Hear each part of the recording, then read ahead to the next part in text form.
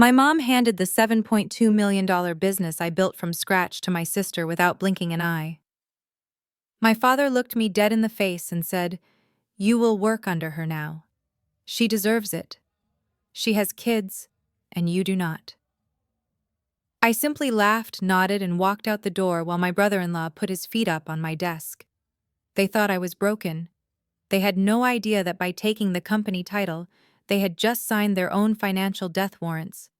3 months later, they were on their knees begging, but I was already gone. Before I tell you how I destroyed the empire I built just to teach them a lesson, let me know where you are watching from in the comments. Hit that like button and subscribe if you have ever had to remind your family exactly who brings the money to the table. The air conditioning in the 40th floor conference room of the Apex Tower in downtown Atlanta usually hummed with a quiet, expensive efficiency.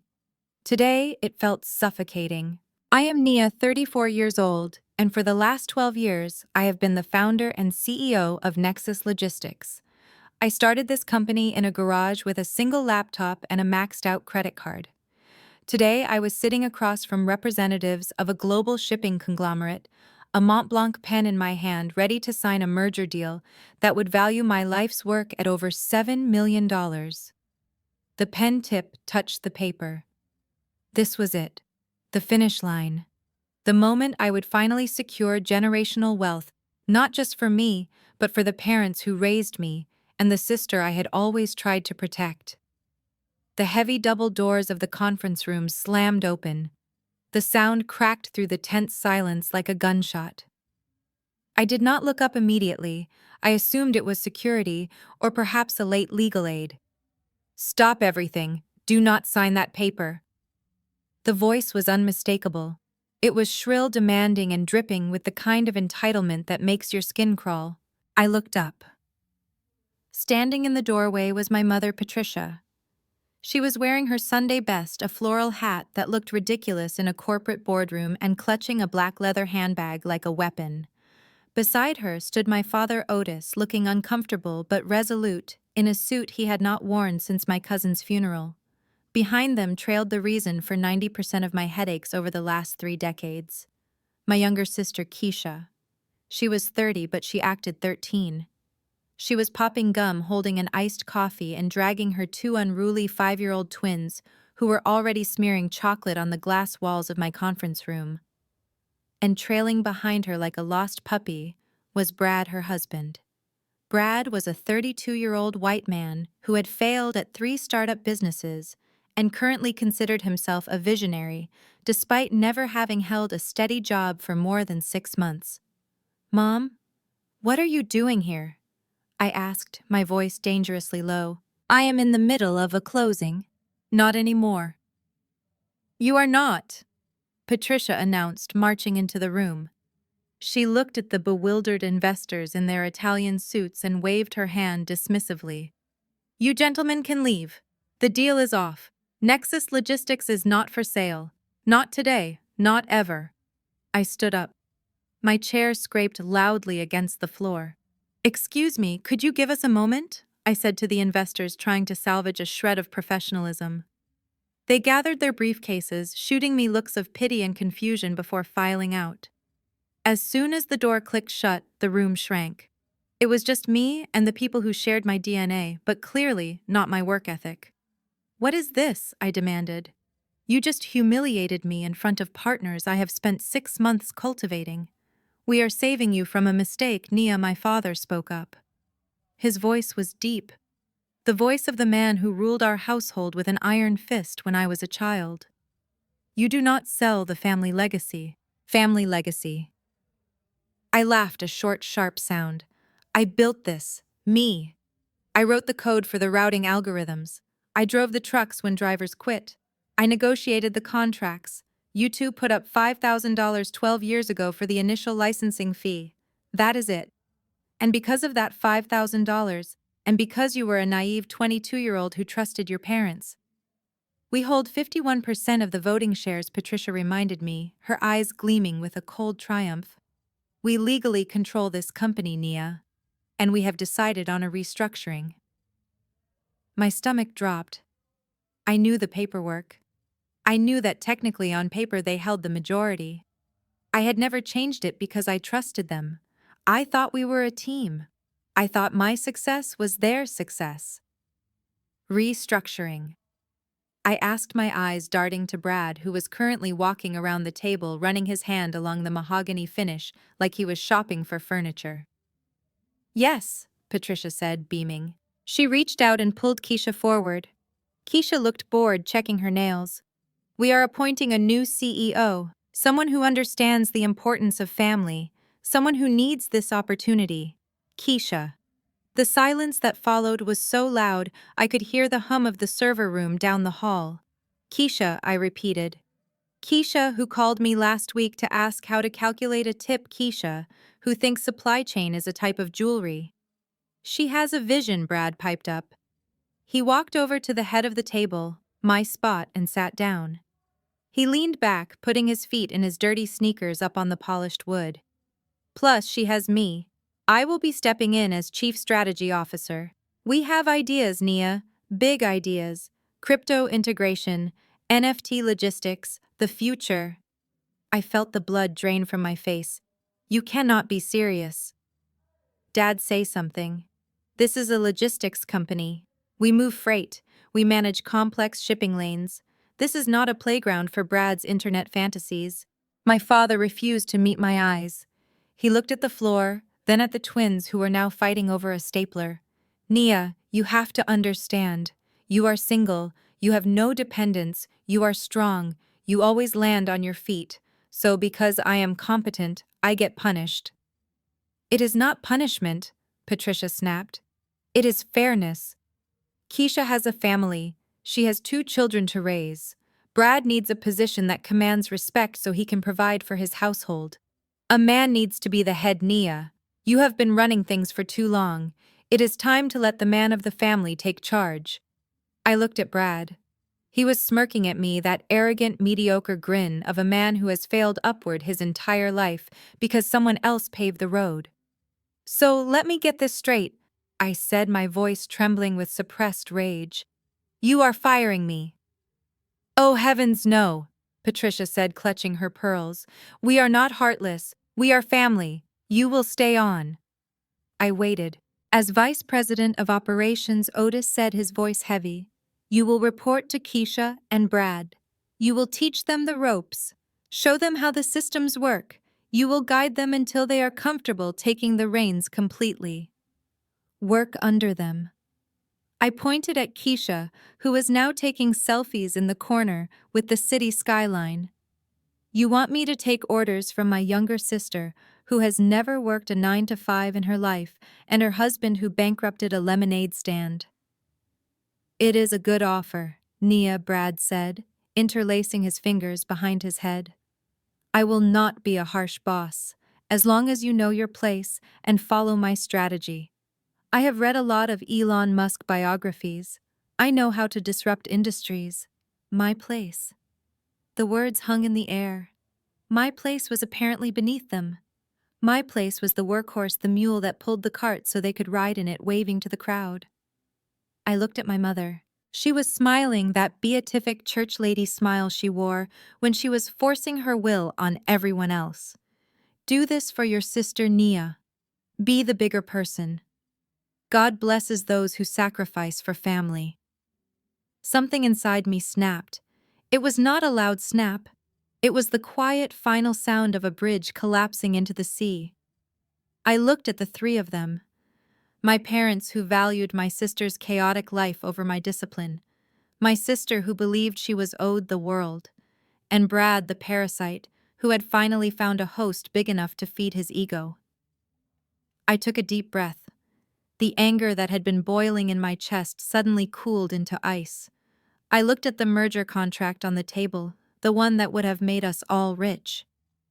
I picked it up, folded it neatly, and placed it in the shredder bin. Okay, I said. Patricia blinked.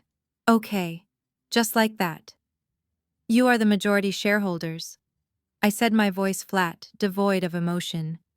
If this is your decision, I respect the hierarchy. I saw the relief wash over my father's face. He thought he had won without a fight. He thought I was submitting. Good, Brad said, swinging his legs down. I knew you would be reasonable. Now the first thing I need is the admin passwords for the central server and the bank tokens. I want to do a full audit of the accounts by Monday. I nodded. I reached for my laptop bag. It was a battered leather satchel I had carried since college.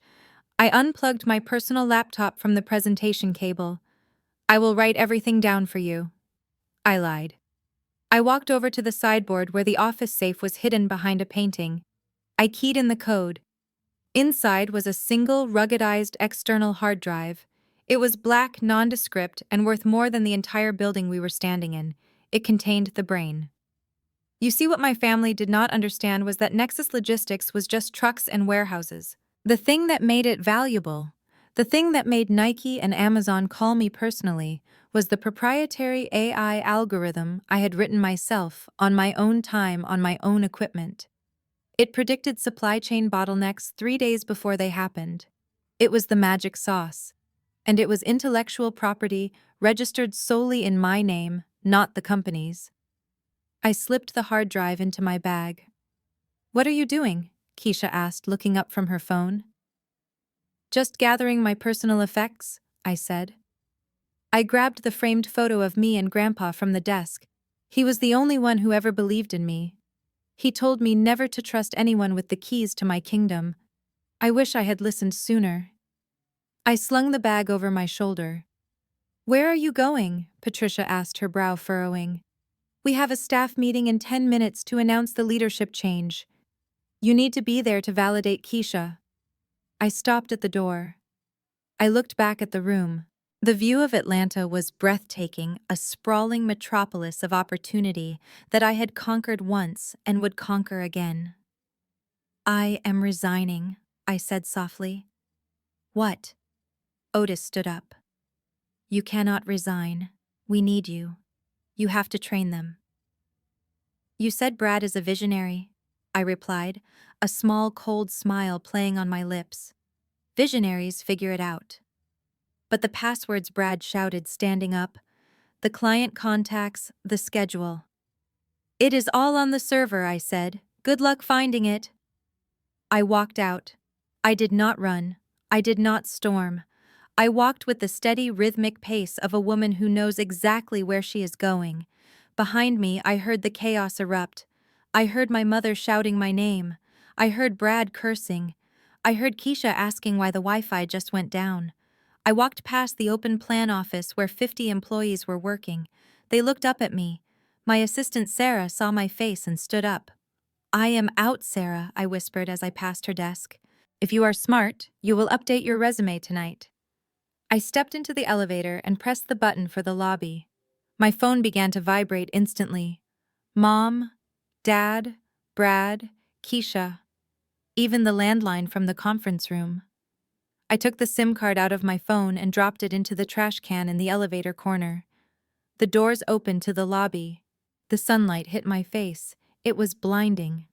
I walked to the valet stand.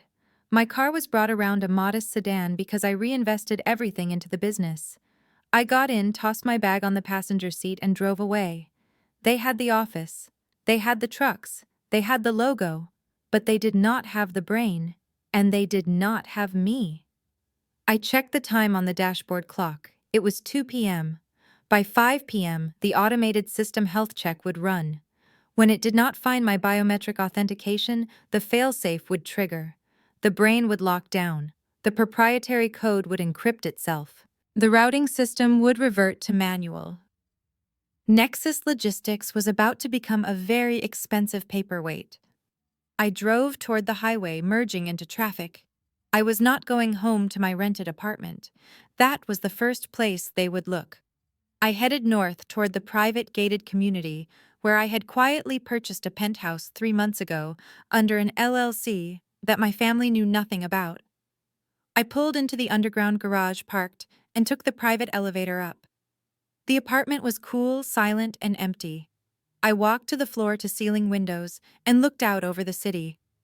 My phone, now just a Wi-Fi device, pinged with an email notification on the laptop. It was an automated alert from the Nexus server. System alert, unauthorized access, attempt detected, admin privileges revoked, system entering lockdown mode. The silence inside my car was heavy, broken only by the rhythmic thrum of tires on the pavement as I merged onto the interstate. I watched the Atlanta skyline shrink in my rearview mirror, a glass and steel kingdom I had just abdicated. My heart should have been racing. My hands should have been shaking. But they were steady on the leather steering wheel. I felt a strange, cold clarity settling over me, like the quiet before a tornado touches down. The dashboard console lit up. It was an unknown number, but I knew exactly who it was. I had tossed my SIM card, but the car's built-in system was still connected to my personal account. I debated ignoring it, but curiosity won out. I tapped the screen. "Nia, you need to turn this car around right now." Brad's voice filled the cabin, tinny and strained. He was trying to sound authoritative, trying to channel the executive presence he thought he had inherited, along with my title. But I could hear the tremor of panic underneath. I kept my eyes on the road, merging smoothly into the fast lane. "I am not turning around, Brad." I resigned. "That means I do not work for you." "Stop playing games," he snapped. "The system is asking for a biometric key to authorize the payroll batch. The IT guy says you are the only one with the clearance code. Give it to me. Now." I let a small, humorless smile touch my lips. The payroll batch. Of course. That was the first thing he tried to touch. He probably wanted to give himself a signing bonus before the ink was dry on the transfer papers. "That sounds like an operational issue," I said, my voice calm and even. "As the chief strategy officer, I am sure you can strategize a solution." "Listen to me, you ungrateful little..." His voice cracked. "Your father is sitting right here. Do not make me put him on the phone. You are hurting the family. You are hurting Keisha." "I am not hurting anyone," I replied. "I am simply absent. If the company cannot run without me, perhaps you should have thought about that before you told me my only value was to train my replacement." I hung up. Then I went into the car's settings and disabled the cellular connection. The silence returned, but this time it felt victorious. My first stop was not home. It was the downtown branch of the Sovereign Bank. I pulled into the lot, parked, and took a moment to check my appearance in the vanity mirror. I looked professional, composed. No one would guess I had just walked away from a $7 million merger. I walked inside and asked for the branch manager, Mr. Henderson. He knew me well. I had been banking there since I made my first $10,000 consulting in college. "Naya, good to see you," he said, ushering me into his glass-walled office. "What can we do for you today?" "I need to close out the rainy day account," I said, sitting down and crossing my legs. "All of it. Cashier's check." He blinked, surprised. "That is a significant sum, Nia. Is everything all right? That account is separate from the business holdings, correct?" "Everything is fine." I lied smoothly. "I am just making some personal investments. And yes, that money is entirely mine. It has nothing to do with Nexus Logistics." He nodded, typing rapidly on his keyboard. It took 20 minutes to process. When he handed me the check, I looked at the number. $350,000. It was not a fortune compared to the company's value, but it was liquid. It was mine, and it was the only leverage I needed to survive the coming storm. My family knew about my salary, which I kept modest to reinvest in the company. They knew about my rented apartment in Midtown. But they did not know about this. They did not know I had been skimming my own consulting fees into a private safety net for 5 years, ever since my father made a joke about disowning me if I ever married a man he did not approve of. I walked out of the bank with the check folded in my pocket. Step 1 was complete. Step 2 was the hard part. I drove to my apartment complex in Midtown. It was a nice building, respectable, but not flashy. It was the kind of place a hardworking vice president would live. I parked down the street, not in my assigned spot. I reclined the seat slightly and waited. It did not take long. 30 minutes later, my father's Lincoln Navigator pulled up to the curb. My mother was in the passenger seat. I watched as they got out. My father looked furious, his face a mask of thunder. My mother looked anxious, wringing her hands as they walked toward the lobby entrance. They were coming to scold me. They were coming to lecture me about duty and biblical submission and the importance of supporting the family patriarch. They expected to find me crying on my couch surrounded by tissues ready to be bullied back into the office to fix Brad's mess. I watched them buzz my apartment number. Once. Twice. Then my father pulled out his phone. He made a call. I watched him shout into the receiver, gesturing wildly at the building. Then he did something that confirmed every dark suspicion I had ever held. He reached into his pocket and pulled out a key. A spare key I had given my mother 2 years ago for emergencies. They were not asking for permission. They were invading. I watched them enter the building. I waited. 10 minutes passed. Then 15.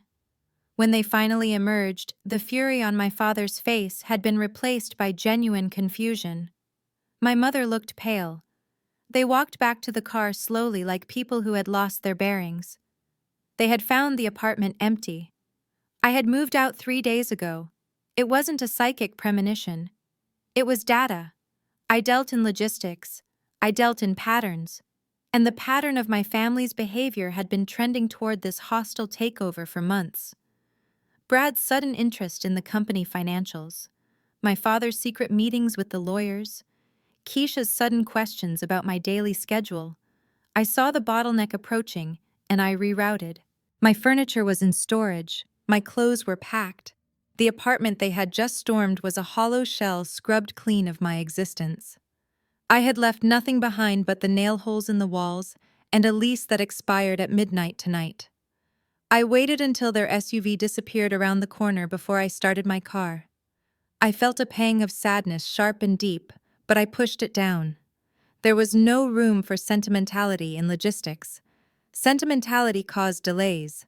Delays cost money. I drove north, leaving the city center behind. I headed toward Buckhead to a gated community where the trees were old and the driveways were long. I approached the security gate of the Sovereign, a high-rise residence that prided itself on discretion. I flashed my new keycard. The gate lifted silently. I parked in my assigned spot in the underground garage next to a Porsche and a vintage Jaguar. I took the private elevator to the penthouse floor. This was my secret. This was where my consulting money had gone. Not into shoes, not into vacations, but into this, a sanctuary. I walked into the apartment. It was vast, cool, and modern. Floor-to-ceiling windows offered a panoramic view of Atlanta, the city spreading out like a circuit board below me. It was quiet here. Safe.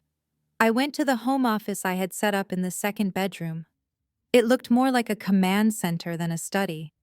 3 curved monitors sat on a glass desk. A dedicated server hummed in the corner.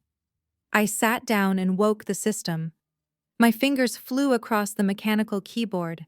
I brought up the remote access terminal. Brad thought he had locked me out. He thought changing the locks on the physical doors mattered. He did not understand that Nexus Logistics lived in the cloud and I was the weather. I pulled up the security camera feeds from the Nexus office. The video quality was crystal clear. 4K resolution. I had installed these cameras myself last year to monitor the night shift. On the center monitor, the feed from the main conference room flickered to life. It was chaos. Brad was pacing back and forth, his tie loosened, sweat visible on his forehead, even through the camera lens. He was screaming at David, my lead IT technician. David was a good kid, 24 years old, brilliant but timid. He looked like he was about to vomit. Keisha was sitting in my chair, spinning it back and forth, looking at her phone. She seemed completely unbothered by the fact that her husband was melting down. The twins were gone, likely pawned off on the receptionist. My father was sitting at the table, his head in his hands. My mother was standing by the window, looking out, her posture rigid. I turned up the volume on the feed. "What do you mean you cannot bypass it?" Brad was yelling. "You are the IT guy. Hack it, break it. I do not care. I need to see the accounts." "I cannot," David stammered. The system is in lockdown. It happens automatically when the CEO's biometric token is disconnected from the network. It is a security feature to prevent corporate espionage. It thinks we are intruders. We are not intruders. Brad slammed his fist on the table. I am the chief strategy officer. I own this place. The system does not know that David said, taking a step back. It only knows Naya. The encryption is quantum resistant. It would take a supercomputer 100 years to crack the brute force code. We need her key. Call her again, Otis growled, lifting his head. We have called her 50 times, Patricia said, her voice tight. She is not picking up. She has turned off her phone. She is doing this on purpose, Brad hissed. He looked directly at the camera as if he sensed I was watching. He pointed a shaking finger at the lens. I know you can hear me, Nia. You think you are smart? You think this is funny. You are destroying your family's legacy. I took a sip of the sparkling water I had poured myself. I wasn't destroying it. I was just letting gravity do its work. Otis stood up. He looked old. He looked tired. Call the lawyers, he said. Sue her. Get a court order. Force her to unlock it. We can't sue her yet, Brad said, his voice dropping to a panicked whisper. We haven't filed the change of ownership papers with the state. Technically, she is still the CEO until tomorrow morning. Then find her, Otis roared. Find her and drag her back here. I leaned back in my chair, watching them scramble like ants whose hill had been kicked over. They were looking for me in my old life. They were looking for the dutiful daughter who lived in a rented apartment and drove a sedan. They would never find me here. I was a ghost in my own city. I typed a command into my terminal. On the screen in the conference room, the one Brad had been trying to use for his presentation, a new window popped up. I could see them all jump as the screen turned bright red. It was a system notification. Alert system integrity compromised. Automatic asset freeze initiated. All trucks routed to nearest secure depot. Pending manual override. Brad stared at the screen. What does that mean? He whispered. David looked at the screen, then at Brad. It means the trucks are stopping, he said. All of them. The fleet is grounding itself. How many trucks? Otis asked. All of them, David said. 150 vehicles. The entire logistics network is shutting down. I watched the color drain from Brad's face. He knew, just as I knew, that every hour those trucks sat idle cost the company $12,000 in penalties and lost revenue. I closed the laptop lid. The show was just getting started. I walked to the window and looked out at the city lights. Somewhere down there in the dark, my trucks were pulling over to the side of the road, engines idling, awaiting a command that only I could give. My family wanted to drive. Fine, but they forgot to ask for the keys. The screen of my laptop glowed in the dim light of my penthouse office, a digital window into the kingdom I had built and was now watching burn. It had been 3 days since I walked out of Nexus Logistics. 3 days of radio silence from me and 3 days of absolute mayhem for the new management team. I sipped my coffee, black and bitter, as I watched the security feed from the main operations floor. It was Tuesday morning. By now, the automated system health checks would be flashing red across every monitor in the building. The routing algorithm, the one I had named the brain, required a biometric handshake from me every 48 hours to remain active. Without it, the system didn't shut down completely. It did something much worse. It reverted to the legacy mode, a manual, clunky interface from 10 years ago that required human input for every single shipment. On the screen, I saw David, my loyal lead IT technician, standing by the server rack. He was gesturing wildly, trying to explain to Brad that the encryption wasn't a bug, it was a feature. I could almost hear his voice through the silent feed, pleading with them to understand that without my key, the data was essentially locked in a digital vault. Brad wasn't listening. He was wearing a new suit likely bought with the company credit card, and his face was a mask of arrogant frustration. He said something sharp, pointing a finger at the door. David flinched. Then Brad turned and beckoned to a man standing in the corner. I zoomed in. It was Greg. I recognized him immediately. He was one of Brad's drinking buddies from the country club, a guy who claimed to be a tech entrepreneur because he once launched an app for rating craft beers that had 12 downloads. Greg was wearing a polo shirt and khakis, carrying a laptop covered in stickers. I watched as Brad handed Greg the master admin keycard. David shook his head, took off his lanyard and threw it on the desk. He grabbed his backpack and walked out. Brad had just fired the only person left in that building who knew how the server architecture actually worked. My phone vibrated on the desk. It was a text from David. "He let me go. Said Greg is going to jailbreak the system. Good luck with that, boss." I wiped my local drive. "I'm out," I replied. "I will send you a severance check from my personal account. Do not sign anything they give you." I turned my attention back to the screen. Greg was now plugging his laptop directly into the mainframe. I chuckled softly. The system had a physical firewall. If he tried to force the connection without the proper handshake, the servers would isolate themselves to prevent data corruption. He was effectively trying to break into a bank vault with a plastic spoon. While the technical infrastructure was collapsing, the financial side was taking a beating of its own. I switched camera feeds to the executive wing. Keisha had moved into my office, or rather, what used to be my office. The minimalist, functional space I had designed for efficiency was gone. In its place was chaos. Movers were hauling out my ergonomic steel desk and replacing it with something that looked like a velvet throne. Keisha stood in the center of the room directing traffic. She was holding a color swatch in one hand and my company American Express card in the other. I opened a new tab on my browser and logged into the expense management portal. I still had view-only access through a backdoor I'd coded years ago for audit purposes. The notifications began to scroll down the screen like a ticker tape of insanity. Transaction denied, restoration hardware. Amount $12,000. Transaction denied, Hermes. Amount $4,000. Transaction approved, Feng Shui Living. Amount $50,000. My jaw tightened. She managed to push through a $50,000 charge for office furniture. $50,000. That was exactly the amount needed to cover the quarterly fleet insurance premium due this Friday. I checked the accounts payable ledger. The insurance invoice was sitting there unpaid, blinking with a red urgent flag. If that payment wasn't made by Friday at 5 p.m., the Department of Transportation would automatically flag our operating authority. Our trucks would be illegal on the road. Every single load would be uninsured. Keisha wasn't buying desks, she was buying liability. I watched her on the camera laughing as she pointed to where a crystal chandelier should go. She had no idea that she was redecorating the captain's cabin on the Titanic while the iceberg was already scraping the hull.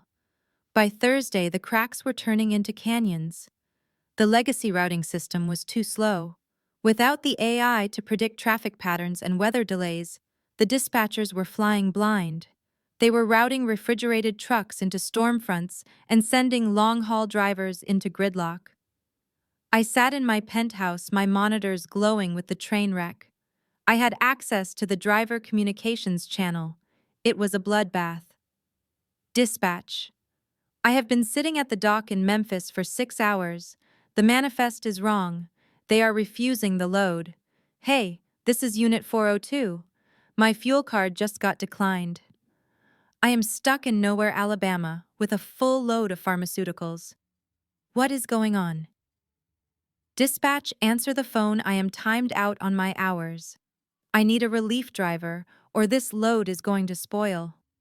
The phones in the office were lighting up like a Christmas tree. I could see the customer service reps taking off their headsets, some of them crying, others just walking away from their desks. Brad was running back and forth between the server room and the operations floor. His suit jacket was gone. His tie was crooked. Greg, the golf buddy, IT genius, was sitting on the floor of the server room with his head in his hands. The servers were humming along, perfectly locked tight, refusing to let him in. Then the big one hit. At 2 p.m. on Thursday, a notification popped up on my screen from the bank. Alert: insufficient funds for payroll batch processing. Brad and Keisha had drained the operating account. Between the furniture, the severance for the people they fired, and whatever signing bonuses they had likely paid themselves, they had forgotten to leave enough cash to pay the 150 people who actually did the work. I watched the realization hit the floor. One of the payroll clerks stood up and walked into Brad's office. I couldn't hear the words, but I saw the body language. She pointed at the computer. Brad shouted. She shouted back. 5 minutes later, the payroll clerk walked out, grabbed her purse, and left. The drivers found out an hour later. News travels fast on the CB radio and driver forums. If the checks don't clear, the wheels don't turn. On my map, I watched the GPS dots of my fleet. One by one, they started pulling over, not to rest stops, not to delivery docks, to the side of the road, to truck stops, to their own driveways. They were parking the trucks. It was a wildcat strike. My phone rang. I looked at the caller ID. It was a number I had blocked, but they were calling from the office landline this time. I let it ring. It rang again. And again. Finally, I picked it up. I didn't say hello. I just listened. Nia. Nia, are you there? It was Brad. His voice was unrecognizable. The arrogance was gone, replaced by a wet, ragged panic. He sounded like a man who had just looked down and realized the parachute wasn't strapped on. Nia, please. You have to help us. The system is down. The drivers are stopping. Greg said there is a kill switch. Did you trip a kill switch? I took a slow sip of my wine, savoring the silence on the line. I leaned back in my white leather chair, watching him on the monitor. He was holding the phone with both hands, his knuckles white. There is no kill switch, Brad, I said softly. It is a security protocol. It protects the company from unauthorized users. I am not an unauthorized user, he screamed, his voice cracking. I am the chief strategy officer. I am family. The system does not care about your title, Brad. It cares about competence. And right now, it sees a threat. Nia, listen to me. Keisha is freaking out. We have suppliers calling. We have Amazon on line 1 threatening to pull the contract. You need to come in. Just come in for an hour. Unlock it. Fix the routing. We can talk about your role. Maybe a consultant. We can pay you a consulting fee. I laughed. It was a cold, dark sound that echoed in my empty apartment. A consulting fee. You stole my company, you insulted my intelligence, and now you want to pay me an hourly rate to save you from your own stupidity. We are family, he pleaded. Think about your parents. Think about your sister. If this fails, we lose everything. Your dad put the house up as collateral for the expansion loan we just took out. My hand froze on the glass. My father had leveraged his house, the house I grew up in. He had bet his retirement on Brad's vision. That sounds like a strategic error, I said, my voice hardening. Nia, please. The drivers are abandoning the loads. We have perishable goods rotting on the highway. Just give me the password. I will fire Greg. I will do whatever you want. Just give me the code. I looked at the screen one last time. I looked at the empire I had built, currently being driven off a cliff by a man who thought logistics was just moving boxes. I am sorry, Brad, I said. But you wanted to be the boss. You wanted the big chair. You wanted the respect. Nia, wait, you are the chief strategy officer. I cut him off, my voice, sharp as a razor. Figure it out. I ended the call. Then I blocked the number. I closed my laptop and stood up. The sun was setting over Atlanta, casting long shadows across the city. Down there, somewhere in the chaos, my family was learning the most expensive lesson of their lives. They thought they could take the harvest without knowing how to plant the seeds. I walked to the kitchen to start dinner. I had a feeling tomorrow was going to be a very busy day for the bankruptcy lawyers, and I intended to be well rested when the vultures started circling. The courier arrived at my penthouse door on Monday morning at 8 sharp. He was holding a thick manila envelope stamped with the seal of Sterling and Associates, one of the most aggressive corporate litigation firms in Atlanta. I signed for it with a steady hand, tipped him $20, and took it to my kitchen island. Inside was a lawsuit. It was heavy, printed on expensive bond paper, and smelled like intimidation. The plaintiffs were Nexus Logistics and Otis Jenkins. The defendant was me. The charges were extensive: corporate sabotage, theft of trade secrets, destruction of digital property, breach of fiduciary duty. They were suing me for $10 million in damages and demanding an immediate emergency injunction to force me to hand over the administrative keys to the server. I poured myself a second cup of coffee and read it through. It was a work of fiction so elaborate it almost commanded respect. According to this document, I was a disgruntled employee who had maliciously hacked the system on my way out. It painted Brad as a heroic executive trying to save a sinking ship from a vengeful arsonist. I picked up my phone and called my lawyer, Julian. Julian was expensive, ruthless, and hated bullies. I told him what I had just received. "Meet me at their office in 2 hours," Julian said. "Bring the red file." I showered and dressed with military precision. I chose a white silk suit that cost more than Brad's car. I pulled my hair back into a severe bun. I put on my diamond studs. I did not look like a defendant. I looked like the person who owned the building. The offices of Sterling and Associates were designed to make people feel small. The lobby was all marble and glass, the air conditioning set to a temperature that required a jacket. I walked in with my head high. Julian was waiting for me, looking sharp in a navy suit. He winked at me. "Ready to educate them?" he asked. "Always," I replied. We were ushered into a conference room that overlooked the highway. Down there, I knew my trucks were still parked, costing the company money by the second. Inside the room, the opposition was waiting. Brad was sitting at the head of the table, looking smug. He had shaved and put on a tie, trying to look the part of the aggrieved CEO. My father sat next to him, looking grim and disappointed, the patriarch forced to discipline a wayward child. My mother was not there, likely at home praying for my soul. Sitting across from them was Arthur Sterling, the senior partner. He was a silver-haired man who looked at me like I was a bug he needed to scrape off his shoe. "Please sit down," Sterling said, gesturing to the empty chairs. "We have a lot to get through."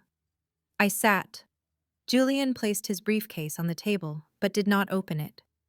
"Ms. Jenkins Sterling," began, his voice smooth and condescending. "We are hoping to resolve this without a drawn-out court battle. Your family simply wants what is theirs. You have locked down a multi-million-dollar company. You have stolen proprietary data. You have caused significant financial harm." "I stole nothing," I said calmly. Brad slammed his hand on the table. "You locked the server, Naya. You took the hard drive. I saw you take it. That is company property. It contains the source code for the routing algorithm," Sterling interjected. "That algorithm was developed while you were employed by Nexus Logistics. Under Georgia law, any intellectual property created during the course of employment belongs to the employer. You are holding stolen goods. We can have the police here in 10 minutes. My father looked at me, his eyes sad. "Just give it back, Nia. Why are you doing this? We can drop the lawsuit if you just fix the computers and come back to work under Brad. He is willing to give you a second chance." I looked at my father. He really believed it. He really believed I was the villain here. He believed that his son-in-law, a man who thought Python was a type of snake, was the rightful heir to my empire. I looked at Julian. He nodded. I reached into my bag and pulled out a single document. It was bound in a red folder. I slid it across the polished table toward Mr. Sterling. "I suggest you read Clause 4. Section 2, I said. Sterling looked annoyed. He opened the folder. It was the original incorporation contract for Nexus Logistics, dated 12 years ago. He adjusted his glasses. He read. He stopped. He read it again. I watched the blood drain from his face. It was a beautiful sight. "What is it?" Brad asked, looking between his lawyer and me. "Is she confessing?" Sterling closed the folder slowly. He looked at Brad, then at my father, and finally at me. His expression had changed from arrogance to something resembling fear. Mr. Jenkins Sterling said to my father, his voice tight, "Did you read the original charter when you signed it 12 years ago?" "Of course I did," Otis blustered. "I put up the money." "Then you missed an addendum," Sterling said. He tapped the paper. "The operating agreement states that Nexus Logistics consists of physical assets including vehicles, warehouses, and office equipment. However, the digital infrastructure, specifically the automated routing software known as the Brain, is not property of Nexus Logistics." "What?" Brad laughed nervously. "That is ridiculous. It runs the whole company." "It is licensed," Sterling said, his voice dropping. "It is owned by a separate entity called NJ Tech Solutions, LLC. The sole proprietor of NJ Tech Solutions is Nia Jenkins." "That is just paper shuffling," Brad scoffed. "It is the same thing." "It is not the same thing," Julian spoke up for the first time, his voice cutting through the room like a knife. "Nexus Logistics pays a licensing fee of $1 per year to NJ Tech Solutions for the use of the software. That lease agreement contains a termination clause." I leaned forward. Clause 4, Section 2, I recited from memory. "The license to use the software is contingent upon Nia Jenkins holding the position of Chief Executive Officer of Nexus Logistics. Upon her removal, resignation, or termination, the license expires immediately and automatically." The room went dead silent. "I did not steal anything," I said, my voice cool and steady. "I simply took my property home. Nexus Logistics was renting my Brain, and when you disrespected the landlord, the lease was canceled." But that is illegal," Brad stammered. "You cannot just turn off a company." "I did not turn off the company, Brad. I turned off my software. The trucks are yours. The warehouses are yours. The computers are yours. You are free to route them manually. I am sure a visionary like you can figure out how to use a paper map." Sterling rubbed his temples. He looked at his client with disdain. "You told me she stole company property. You did not tell me the company was a shell wrapped around her IP." "I did not know," Brad yelled. "She tricked us. She set this up to trap us." "I set it up to protect myself," I corrected him. "Because I knew, even at 22, that one day my hard work would threaten a man's ego. And I knew that when that day came, I would need an eject button." My father was staring at me. His face was a mixture of shock and fury. "You planned this," he whispered. "You knew this would happen." "I hoped it would not," I said. "I hoped you would value me. I hoped you would see me. But you did not. You saw a placeholder for Brad." "This is extortion," Sterling said, trying to regain control. "You are holding the company hostage." "No," Julian countered. "We are enforcing a contract. If Nexus Logistics wishes to continue using the software, they can negotiate a new licensing agreement with NJ Tech Solutions." "Fine," Brad said, crossing his arms. "How much we will pay the fee?" 5,000, 10,000. I looked at Julian. He smiled. "The new licensing fee," Julian said, opening a file of his own, "is based on current market value for enterprise-level logistics AI. We are asking for $200,000 a month, plus a $5 million reinstatement fee." $5 million, Otis shouted, standing up. "You are out of your mind. We do not have that kind of money." "Then I suggest you start routing those trucks by hand," I said, standing up and smoothing my skirt. "Because every hour they sit there is costing you money you do not have." "We will sue you," Brad screamed, his face turning purple. "We will bury you." Sterling put a hand on Brad's arm. "Shut up," he hissed. Then he looked at me. "Miss Jenkins, surely we can come to an arrangement. A lower fee. A consulting period." I picked up my red folder. "The price is non-negotiable. And one more thing. The offer expires in 24 hours. After that, the price doubles." I turned to leave. "You are cold-blooded," my father said. The words hit my back like stones. "I looked at your mother when you were born, and I promised to protect you. And this is how you repay us. You are destroying your family for money. You are a cold-blooded monster." I stopped at the door. I turned around slowly. I am not destroying the family, Dad. I am teaching you business. You wanted Brad to run the company because he is a man.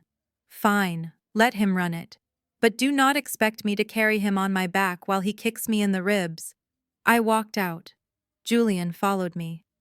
We walked through the marble lobby and out into the bright Atlanta sunshine. That went well, Julian said, checking his watch. I took a deep breath. The air tasted sweet. It tasted like freedom. They are going to try to route the trucks manually, I said. Julian nodded. They have to. They cannot afford $5 million. I checked my watch. It was 11 a.m. The drivers had been sitting for almost 20 hours. The refrigerated loads seafood pharmaceuticals flowers were running on backup generator power. How long do you think they will last? Julian asked. I give them 3 days, I said. Brad is going to try to use Google Maps.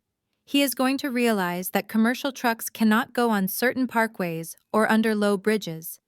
He is going to send a 53-foot trailer down a residential street and get it stuck. I got into my car. I went back to my penthouse. I did not turn on the camera feed this time. I did not need to see it. I knew exactly what was happening. Panic. But the silence was not going to last long. Because while I had won the legal battle, the war was just getting started. And my family was about to get desperate.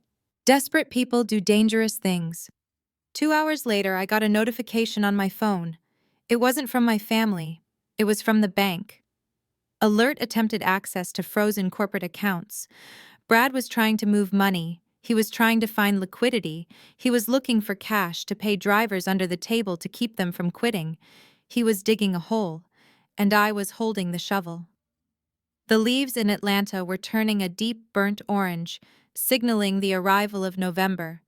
But the chill in the air had nothing to do with the season as I pulled my Porsche up to the curb of my parents' house. It was Thanksgiving. The driveway was crowded.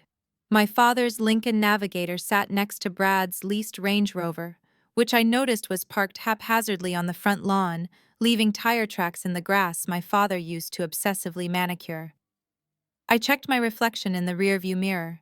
I was wearing a custom-tailored cream silk blouse and high-waisted trousers from a designer in Milan. My hair was perfect. My skin was glowing. I looked like the CEO of a multi-million-dollar company because I was one. I reached into the passenger seat and picked up a bottle of wine and a thick cream-colored envelope. I did not knock. I still had my key. The house smelled of roasted turkey sage stuffing and desperation. As I walked into the entryway, I could hear them in the dining room. The clinking of silverware, the forced laughter. They were performing happiness. They were pretending that the walls were not closing in. I stepped into the archway of the dining room. Happy Thanksgiving. I said, my voice cutting through the chatter like a knife through soft butter. The room froze. My mother Patricia dropped her fork. It clattered loudly against her china plate. Keisha stopped mid-chew, her eyes widening. Brad, who was sitting at the head of the table in my father's chair, choked on his wine. My father Otis just stared at me, his face gray and drawn. Nia, my mother finally stammered, standing up halfway. We did not expect you. We thought you were still angry. I am not angry, I said, walking into the room and placing the expensive bottle of wine on the sideboard. I am observant. There is a difference. I pulled out the empty chair at the foot of the table directly opposite Brad. I sat down and placed the cream envelope next to my plate. No one moved. So I continued smoothing the napkin over my lap. How is the restructuring going, Brad? I hear you are making big moves. Brad cleared his throat, adjusting his tie. He looked thinner than the last time I saw him. His eyes were darting around the room. We are pivoting, he said, his voice trying to find its old arrogance but failing. We are moving away from traditional logistics. We are focusing on high-margin consulting. Consulting! I repeated, reaching for the water pitcher. That is interesting, because I heard from a contact at Southern Fuel Supply that they cut off the fleet cards 3 days ago. Something about a 90-day overdue balance. The silence that followed was deafening. My father looked at Brad sharply. Is that true? Otis asked. Brad told us the fuel accounts were being renegotiated for better rates. Brad's face flushed a deep, ugly red. There was a glitch in their billing system, Otis. I told you, I am handling it. A glitch, I mused, taking a sip of water. That is what you told the drivers when their paychecks bounced last week, right? A glitch. Keisha slammed her hand on the table. Why are you here? Naya to gloat. To ruin our holiday. We are a family. We are going through a transition. Brad is working 18 hours a day to fix the mess you left us. I left you a debt-free company with $7 million in contracts, I said calmly. Brad turned it into a foreclosure risk in 6 weeks. That takes talent. You do not know what you are talking about, Keisha shrieked. Her voice was shrill, grating. She looked at me with pure, unadulterated hatred. She was wearing a dress I recognized from a discount rack while I sat there in silk. The contrast was eating her alive. You think you are so special because you can write code. You have no heart. You are jealous because I have a husband and children and you have nothing but money. I have solvency, I corrected her. And dignity. Brad stood up his chair, tipping backward. Get out, Naya. You are trespassing. This is a private residence. Actually, it is collateral, I said, my eyes flicking to my father. Is not that right, Dad? You put the deed to this house up to secure the emergency line of credit Brad insisted he needed last month. My mother gasped. She looked at my father. Otis. You said that was just paperwork. You said the house was safe. It was supposed to be safe, Otis whispered, looking at his hands. Brad said the revenue from the holiday rush would cover it. There is no holiday rush, I said, because the trucks are not moving, and since the trucks are not moving, the contracts are void. And since the contracts are void, the bank is calling in the loan. You are lying. Keisha stood up now, grabbing her glass of red wine. You are just trying to scare them. You want us to fail. You are a bitter, lonely witch. And then she threw it. It was a clumsy, childish motion. The red wine arched across the table. It splashed across my chest, soaking the cream silk blouse, dripping onto the pristine trousers. The room gasped. My mother put her hands over her mouth. Brad looked horrified, not because of what his wife did, but because he knew what I was capable of. I did not scream. I did not jump up. I simply picked up my napkin and dabbed at the stain on my lap. The wine was cold and wet, ruining a garment that was a work of art. I looked up at Keisha. She was breathing hard, her chest heaving, a look of triumphant malice on her face. I stood up slowly. I picked up the cream envelope from the table. This blouse is vintage silk, I said, my voice barely above a whisper. It cost $4,000. That is more than the tuition for the twins' private school. The tuition that I know is currently 3 months past due because the headmaster called my office looking for payment yesterday, since I am still listed as the emergency contact. Keisha's face crumbled. The triumph vanished, replaced by shame. You talked to the school, she whispered. I ignored her. I turned to my parents. I picked up the wine-stained envelope and tossed it onto the center of the turkey platter. I did not come here to eat, I said. I came to deliver your mail. Since the bank could not reach Brad, and the house is listed as the primary asset for the defaulted loan, they sent the notice to the previous registered agent of the company. That would be me. My father reached for the envelope with shaking hands. He tore it open. He pulled out the document. It was thick. It had a red stamp on the front. Notice of default and intent to foreclose. Oh my God, my mother wailed. Otis, tell me it is not true. Tell me we are not losing the house. Otis looked at Brad. The look in his eyes was not the look of a father. It was the look of a man who realized he had handed a loaded gun to a toddler.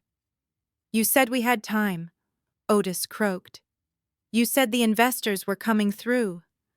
They are, Brad shouted, backing away. I just need a few more days. Nia is sabotaging us. She is talking to the banks. She is poisoning the well. I am not poisoning anything, I said, walking toward the door. I am just reading the autopsy report. I stopped at the entryway. I looked back at them. A family destroyed by greed and incompetence, sitting around a cooling turkey in a house they no longer owned. "Happy Thanksgiving," I said. I walked out into the cool autumn air. My blouse was ruined. My chest was sticky with wine. But I felt cleaner than I had in years. I got into my car and drove away, leaving them to the silence and the truth. They had wanted the business. They had wanted the glory. Now they had the bill, and payment was due immediately. The notification that signaled the end of Nexus Logistics did not come with a bang or a scream, but with a silent red pixel blinking on my laptop screen in the quiet of my penthouse. It was a temperature excursion alert from Unit 88. To anyone else, it was just data, but to me, it was the sound of a heart stopping. Unit 88 was carrying the Apex Pharmaceutical vaccine shipment. I had spent 2 years negotiating that contract. It was the crown jewel of my portfolio. We were transporting experimental temperature-sensitive compounds that required a constant environment of negative 20 degrees Celsius. The contract had strict liability clauses. If the temperature fluctuated by more than 2 degrees for more than 30 minutes, the entire load was considered compromised. The penalties were astronomical.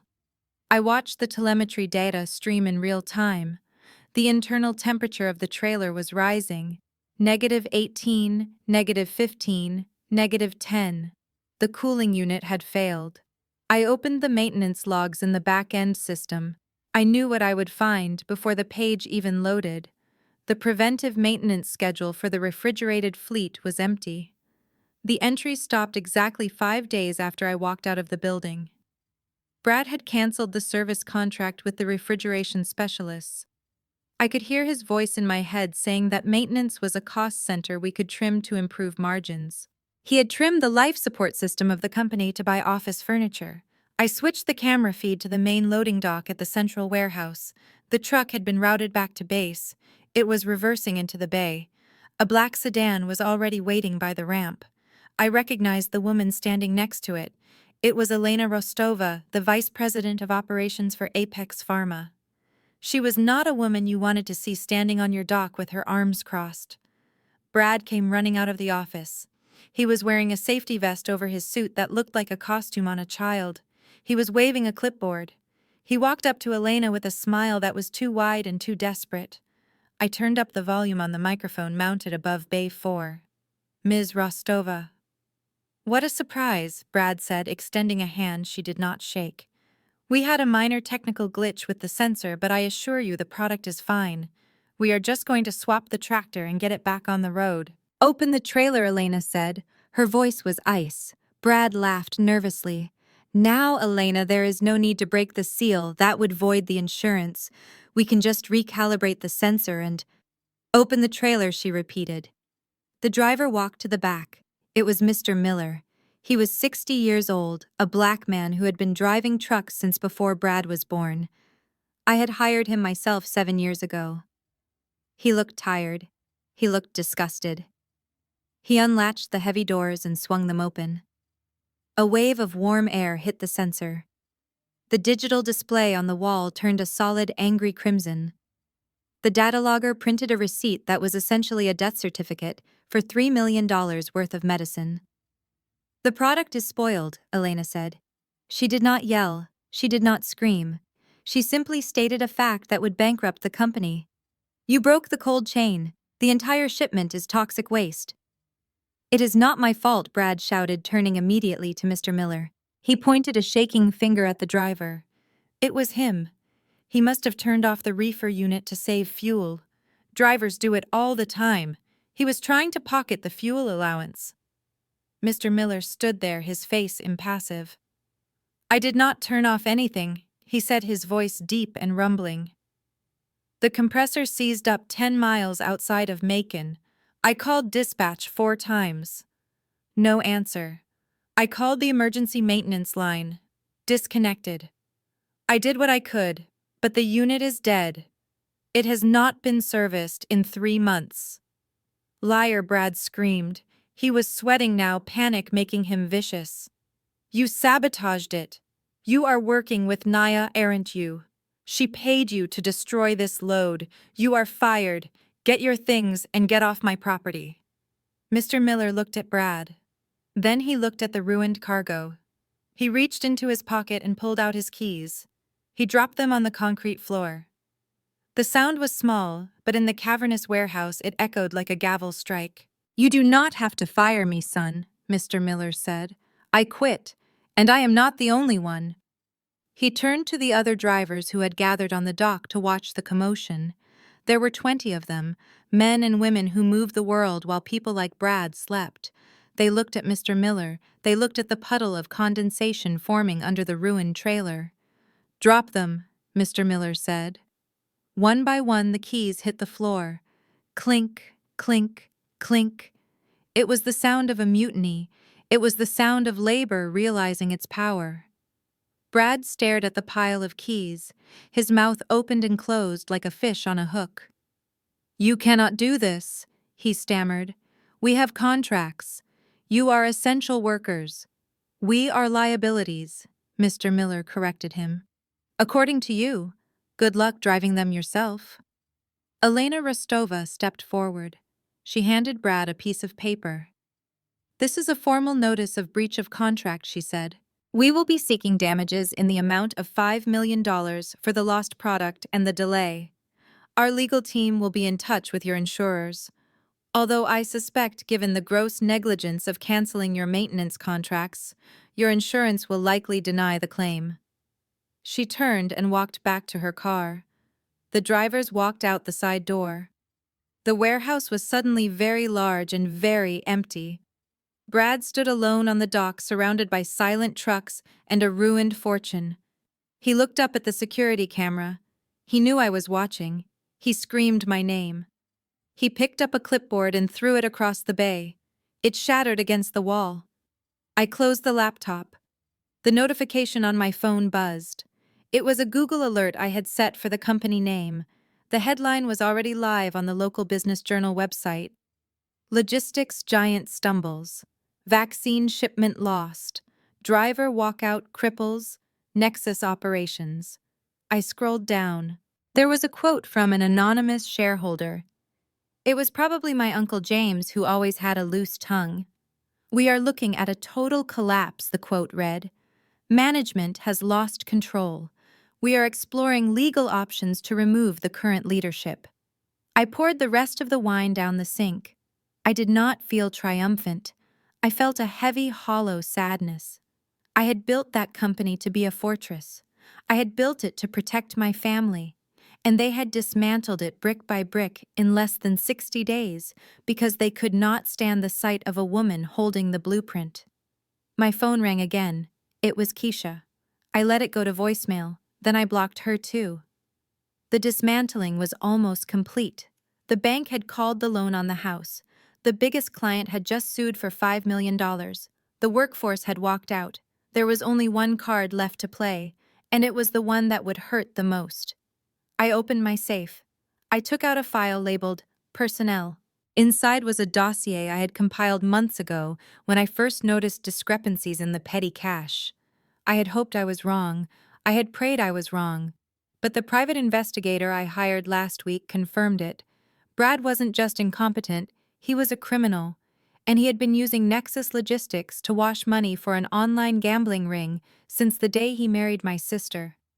I looked at the file. This wasn't just bankruptcy. This was prison. I put the file in my bag. Tomorrow I had a meeting with the Federal Bureau of Investigation. My family wanted me to save the company. I couldn't do that. It was already dead. But I could make sure the rot didn't spread. I could cut out the cancer. Even if it meant cutting out my own heart. The meeting place was my choice. Le Jardin was a French bistro in Buckhead, where the coffee cost $9, and the silence was heavy with the scent of expensive perfume and old money. I arrived 15 minutes early. I ordered a pot of Earl Grey tea and sat with my back to the wall watching the entrance. I was wearing a charcoal wool suit, and my hair was pulled back in a severe, flawless twist. I looked like a shark in human clothing. At 10 o'clock exactly, my mother walked in. Patricia looked older than she had at Thanksgiving. The stress of the last 2 months had etched deep lines around her mouth and eyes. Her Sunday hat was slightly askew, and she was clutching her handbag with a white-knuckled grip that betrayed her composure. She spotted me and hesitated. For a second, I saw fear in her eyes. Then she smoothed her skirt, lifted her chin, and marched over to the table. She sat down without saying hello. She did not order anything. She just looked at me with eyes that were red-rimmed and watery. "You look well, Nia," she said, her voice trembling slightly. "You look expensive." "I am solvent, mother," I replied, pouring tea into my cup. "I hear the same cannot be said for the family estate." She flinched. "Do not be cruel. It does not suit you." "I am not being cruel. I am being factual. You asked for this meeting. You said it was urgent. I have a conference call at 11, so you have 45 minutes. Patricia took a deep breath. She reached across the table and tried to take my hand. I moved my hand to pick up my spoon. She recoiled, hurt flashing across her face. "Your father is sick, Nia," she whispered. "The stress, the foreclosure notice, the shame. His heart cannot take it. He had palpitations last night. We had to call the paramedics." I sipped my tea. "I am sorry to hear that. Perhaps he should reduce his stress levels. Maybe stop guaranteeing loans for businesses that have zero revenue." "He did it for family," she hissed, her voice rising. "He did it for Keisha. Do you know what is happening to your sister? She is a wreck. Brad is having difficulties. The pressure you put on him is destroying him. He is trying so hard, but every time he turns around, there is another lawsuit or another canceled contract. That tends to happen when you breach agreements and stop paying your bills," I said. "It is not pressure, Mother. It is consequences." Patricia leaned forward. Her eyes were pleading now, wide and wet. "We are going to lose the house, Nia. The house you grew up in. The house where we raised you. Where we loved you. You cannot let that happen. You cannot be the reason your parents end up on the street." I set my cup down with a soft clink. "I am not the reason. You signed the papers. You backed the play. You chose the horse. Now you are blaming the track because the horse broke its leg." "We made a mistake," she cried out. People turned to look. She lowered her voice, looking around nervously. "We made a mistake, okay? We trusted Brad too much. We didn't realize how complex the business was. We thought it would be easier." I waited. "So here is what we are going to do," she said, straightening her spine, trying to summon the authority she used to wield over me when I was 10 years old. "We have discussed it as a family. We are willing to forgive you." I blinked. "Forgive me, yes. For the sabotage, for the disrespect, for the embarrassment you caused us with the bank. We are willing to put it all behind us. Brad is willing to step aside as Chief Strategy Officer. He will take a smaller role, maybe in marketing. We want you to come back." I stared at her. The audacity was breathtaking. It was a skyscraper of delusion. "Come back," I repeated. "Yes. We need you to unlock the system. We need you to call the clients and apologize. Tell them it was a technical glitch. Bring the drivers back. We need you to inject some capital to cover the immediate debts. Just a loan, of course. We will pay you back once revenue stabilizes." I nodded slowly, letting her talk. "And in exchange," I asked. "In exchange, you get your job back," she said, smiling as if she were handing me a gift.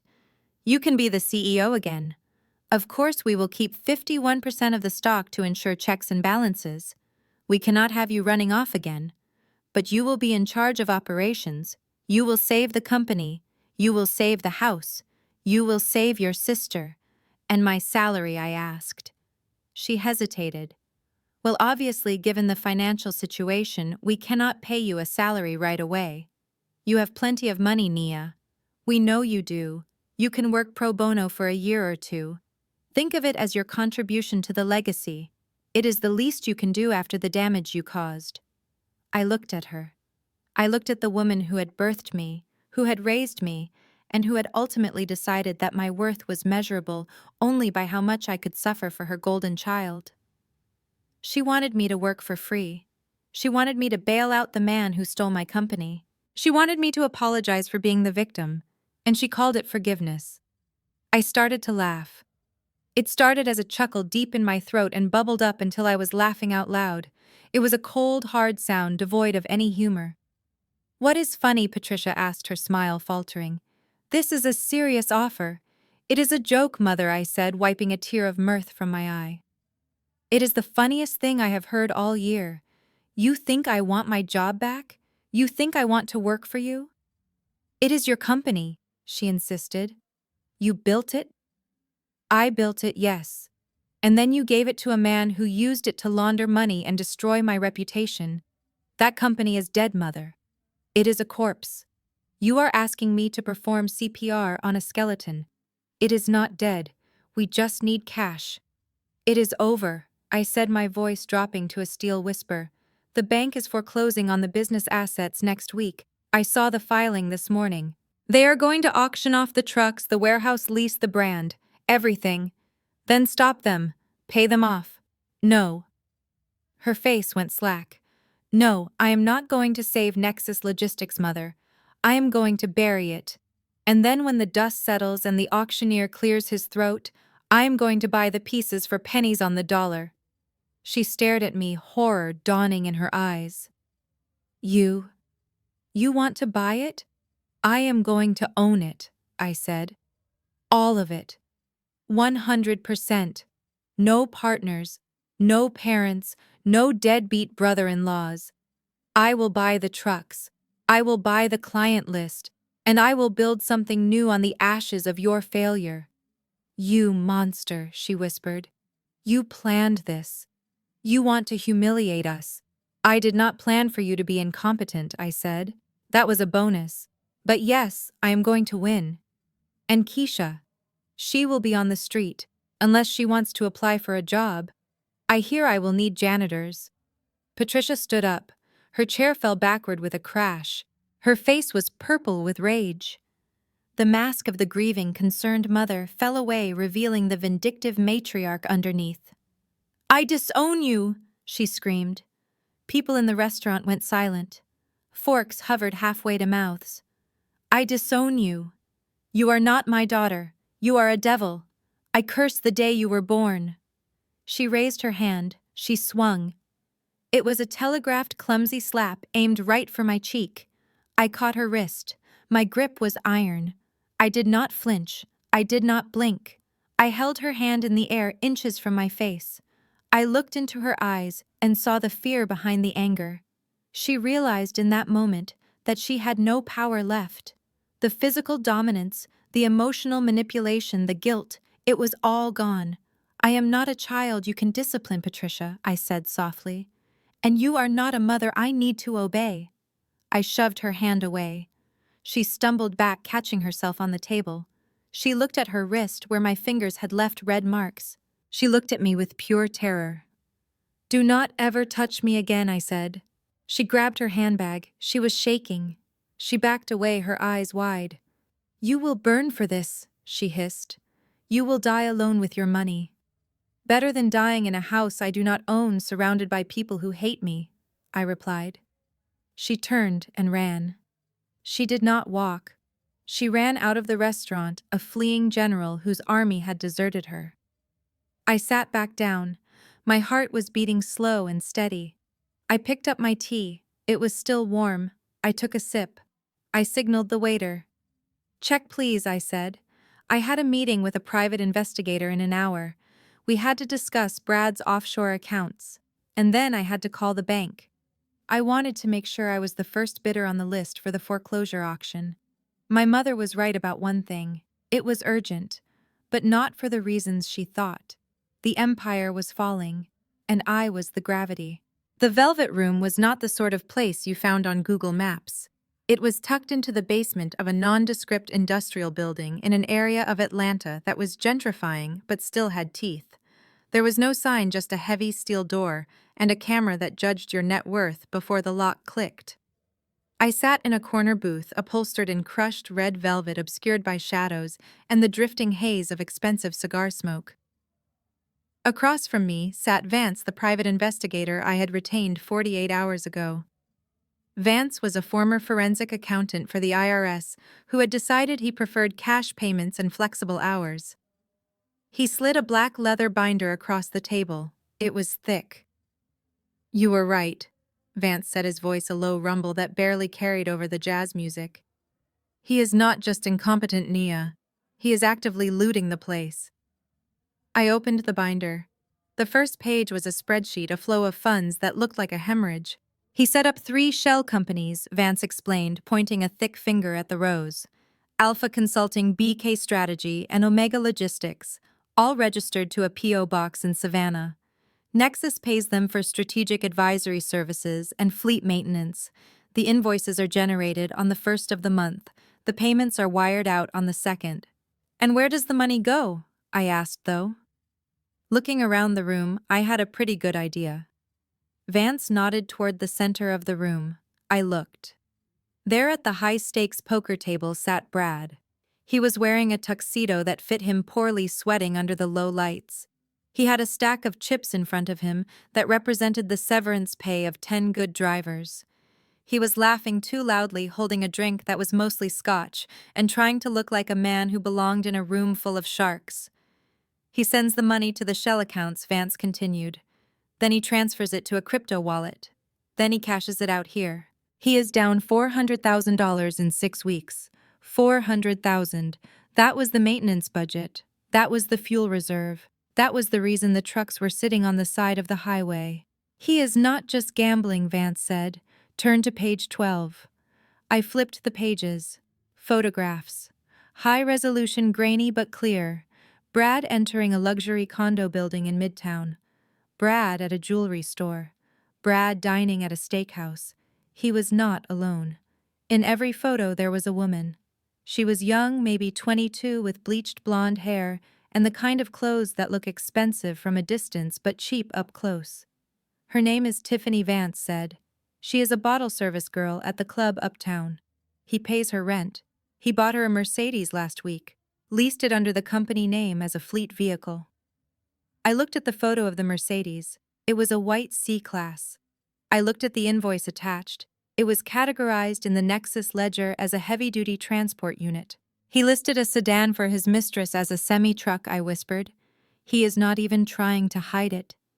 "He thinks no one is looking," Vance said. "He thinks he is the CEO. He thinks the money just regenerates." I watched Brad at the table. He shoved a pile of chips into the pot. He looked manic. He looked like a man who was trying to fill a bottomless pit with other people's sand. The dealer turned the card. The river. Brad stood up, throwing his hands in the air. He had lost. Again.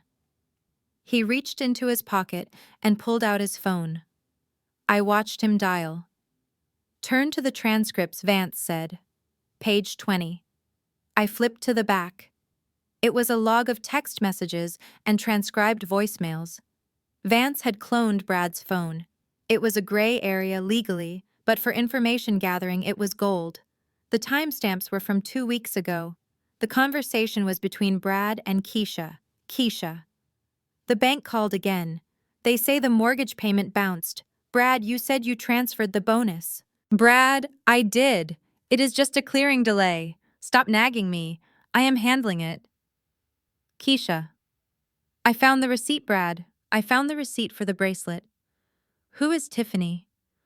I froze. I read the next line. "Brad. It is nothing. She is a vendor. I had to sweeten the deal." Keisha. "A vendor. You bought a vendor, a diamond tennis bracelet. You are lying. I know you are lying. You are spending the money.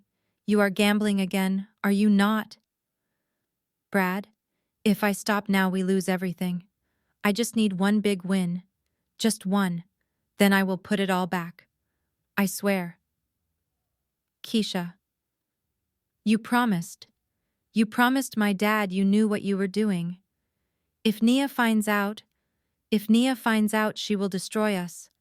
You have to fix this. Do not let my parents know. Fix it, Brad, or I swear to God." I closed the binder. I felt a cold knot form in my stomach. Keisha knew. My sister, the golden child, the one my parents protected like a porcelain doll, knew her husband was robbing the family blind. She knew he was cheating. She knew he was gambling away the mortgage payments. And she said nothing. She was so desperate to maintain the illusion of her perfect life, so terrified of admitting that I was right and she was wrong, that she was willing to let him burn the house down around our parents' ears. She was protecting him. She was an accomplice. Why hasn't she left him? I asked, looking at the transcript. Vance shrugged. Pride? Shame? If she leaves him, she admits she married a loser. She admits that the sister she tormented was the only reason she had a trust fund to begin with. Also, look at the last text. I looked down. Keisha. Just get the money back. I do not care how. I do not care who you have to screw over. Just fill the account before Mom checks the balance on the first. I will distract them. She wasn't a victim. She was a co-conspirator. She was distracting my parents, feeding them lies about restructuring and market volatility while Brad shoveled cash into a furnace. I looked up at Brad. He was arguing with the pit boss now. He was trying to sign a marker. The pit boss was shaking his head. Brad's credit was gone here too. He looked desperate. He looked like a cornered rat. I have enough here to send him to federal prison for 20 years, I said, tapping the binder. Embezzlement, wire fraud, tax evasion. Easily, Vance agreed. And her too. Conspiracy, aiding and abetting. I looked at the photos of Keisha. My little sister, the one I used to walk to school, the one I used to buy ice cream for when she scraped her knee. She hated me. She hated me so much she would rather go broke than ask for my help. Does anyone else know? I asked. Just you and me, Vance said. And the bank eventually. But the bank just sees the numbers. They do not know where the money went. You have the map. I reached into my purse and pulled out a thick envelope of cash. I slid it across the table to Vance. Keep monitoring, I said. I want to know every time he sneezes. I want to know when the mistress gets tired of him.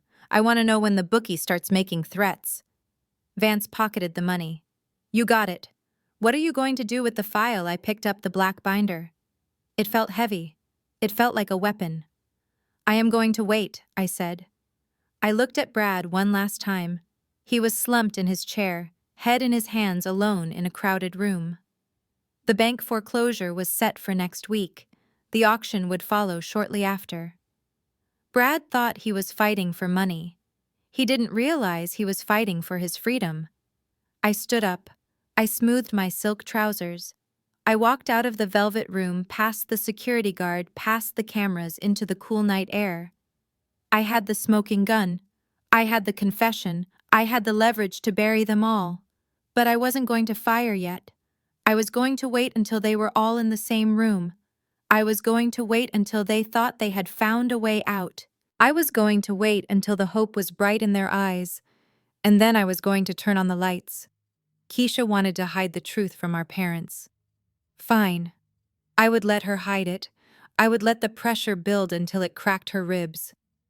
I got into my car and placed the binder on the passenger seat. It was time to talk to the bank. Not to save the company, but to buy the debt. If Brad liked gambling so much, I was going to give him a game he would never forget. The fluorescent lights of the hospital waiting room hummed with a low, irritating buzz that seemed to match the frequency of the headache forming behind my eyes.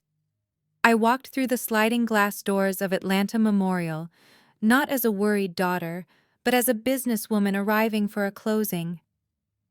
I was wearing a black trench coat over my suit, my heels clicking rhythmically on the linoleum floor, a metronome of impending doom. I had received the notification 3 hours ago, not from my mother, but from a Google alert. Nexus Logistics had officially defaulted. The bank First Horizon had issued a demand for immediate repayment of the entire commercial loan balance, plus the collateralized assets. That meant the trucks, the warehouse lease, and the house on Maple Street where I grew up. 30 minutes after the demand letter was delivered via courier to my parents' front door, my father had collapsed in the foyer. a massive myocardial infarction. The stress of watching his legacy evaporate and his home effectively seized had finally broken his heart. I turned the corner toward the cardiac ICU waiting area. The scene that greeted me was not one of huddled family unity, it was a war zone. Keisha and Brad were standing in the middle of the room screaming at each other. They didn't even notice the nurses glaring at them from the station. "You said you handled it," Keisha shrieked, her face blotchy and swollen. "You told me the investors were wiring the money today. You told Dad the house was safe." "There were no investors," Brad shouted back, throwing his hands up. He looked like he hadn't slept in a week. His shirt was wrinkled, and he smelled stale. "I was buying time. I thought if we could just move one load, just get one invoice paid, I could float the loan." But Nia blocked everything. "Do not blame Nia," Keisha yelled, shoving him in the chest. "You spent the operating capital on crypto and a girlfriend. Do not think I do not know about Tiffany. I saw the bank alerts on your phone while you were in the shower." My mother, Patricia, was sitting in a plastic chair in the corner, rocking back and forth. She looked tiny. She looked shattered. She was clutching her purse like it was the only thing anchoring her to the earth. I stopped at the edge of the carpet. I watched them. It was a perfect tableau of self-destruction. They had been given a kingdom, and they had turned it into a graveyard. Keisha saw me first. She froze. The anger on her face melted instantly into a desperate clawing hope. She rushed toward me, grabbing my arm. "Nia, thank God, you heard. Dad is in surgery. It is bad. And the bank sent a letter. They are taking the house. They are taking everything. You have to help us. You have money. You can stop this. Please, Nia. For Daddy." Brad turned his eyes wild. He looked at me with a mixture of hatred and begging. "Just write a check, Nia. Fix this. We will pay you back. I swear. Just make the bank go away." I looked at Keisha's hand on my arm. I looked at Brad's sweating face.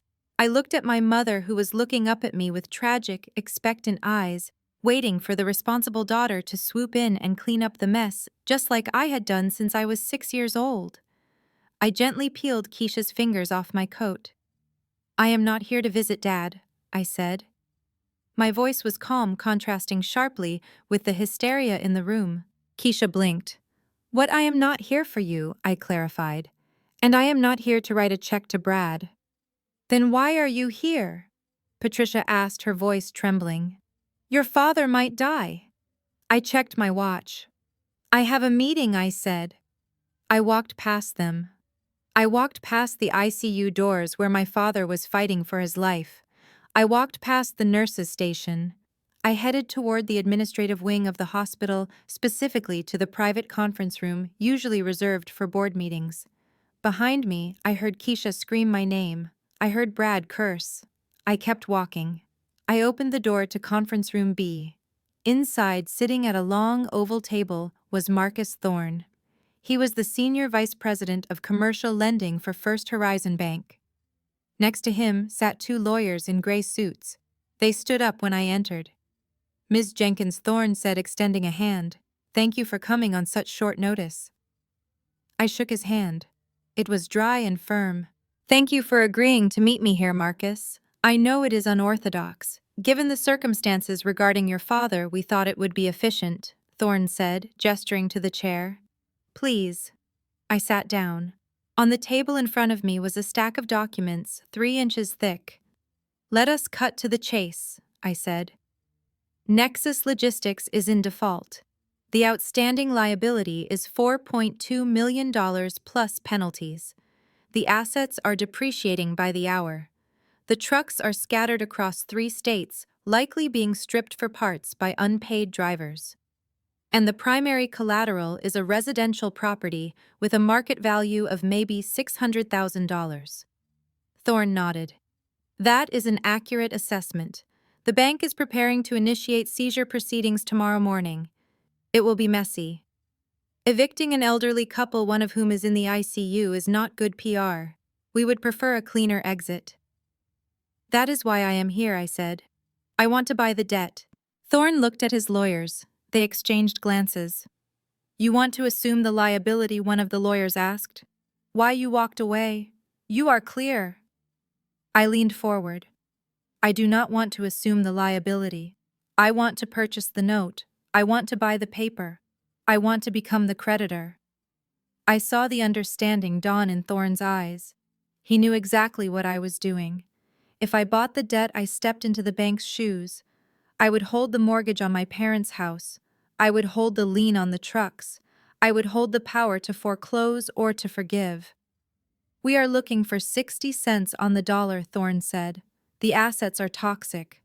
I will give you 40 cents, I countered. Cash, wire transfer today. You get the bad debt off your books before the quarter ends. You avoid the PR nightmare of the eviction. You walk away clean. Thorne tapped his pen on the table. He looked at the file.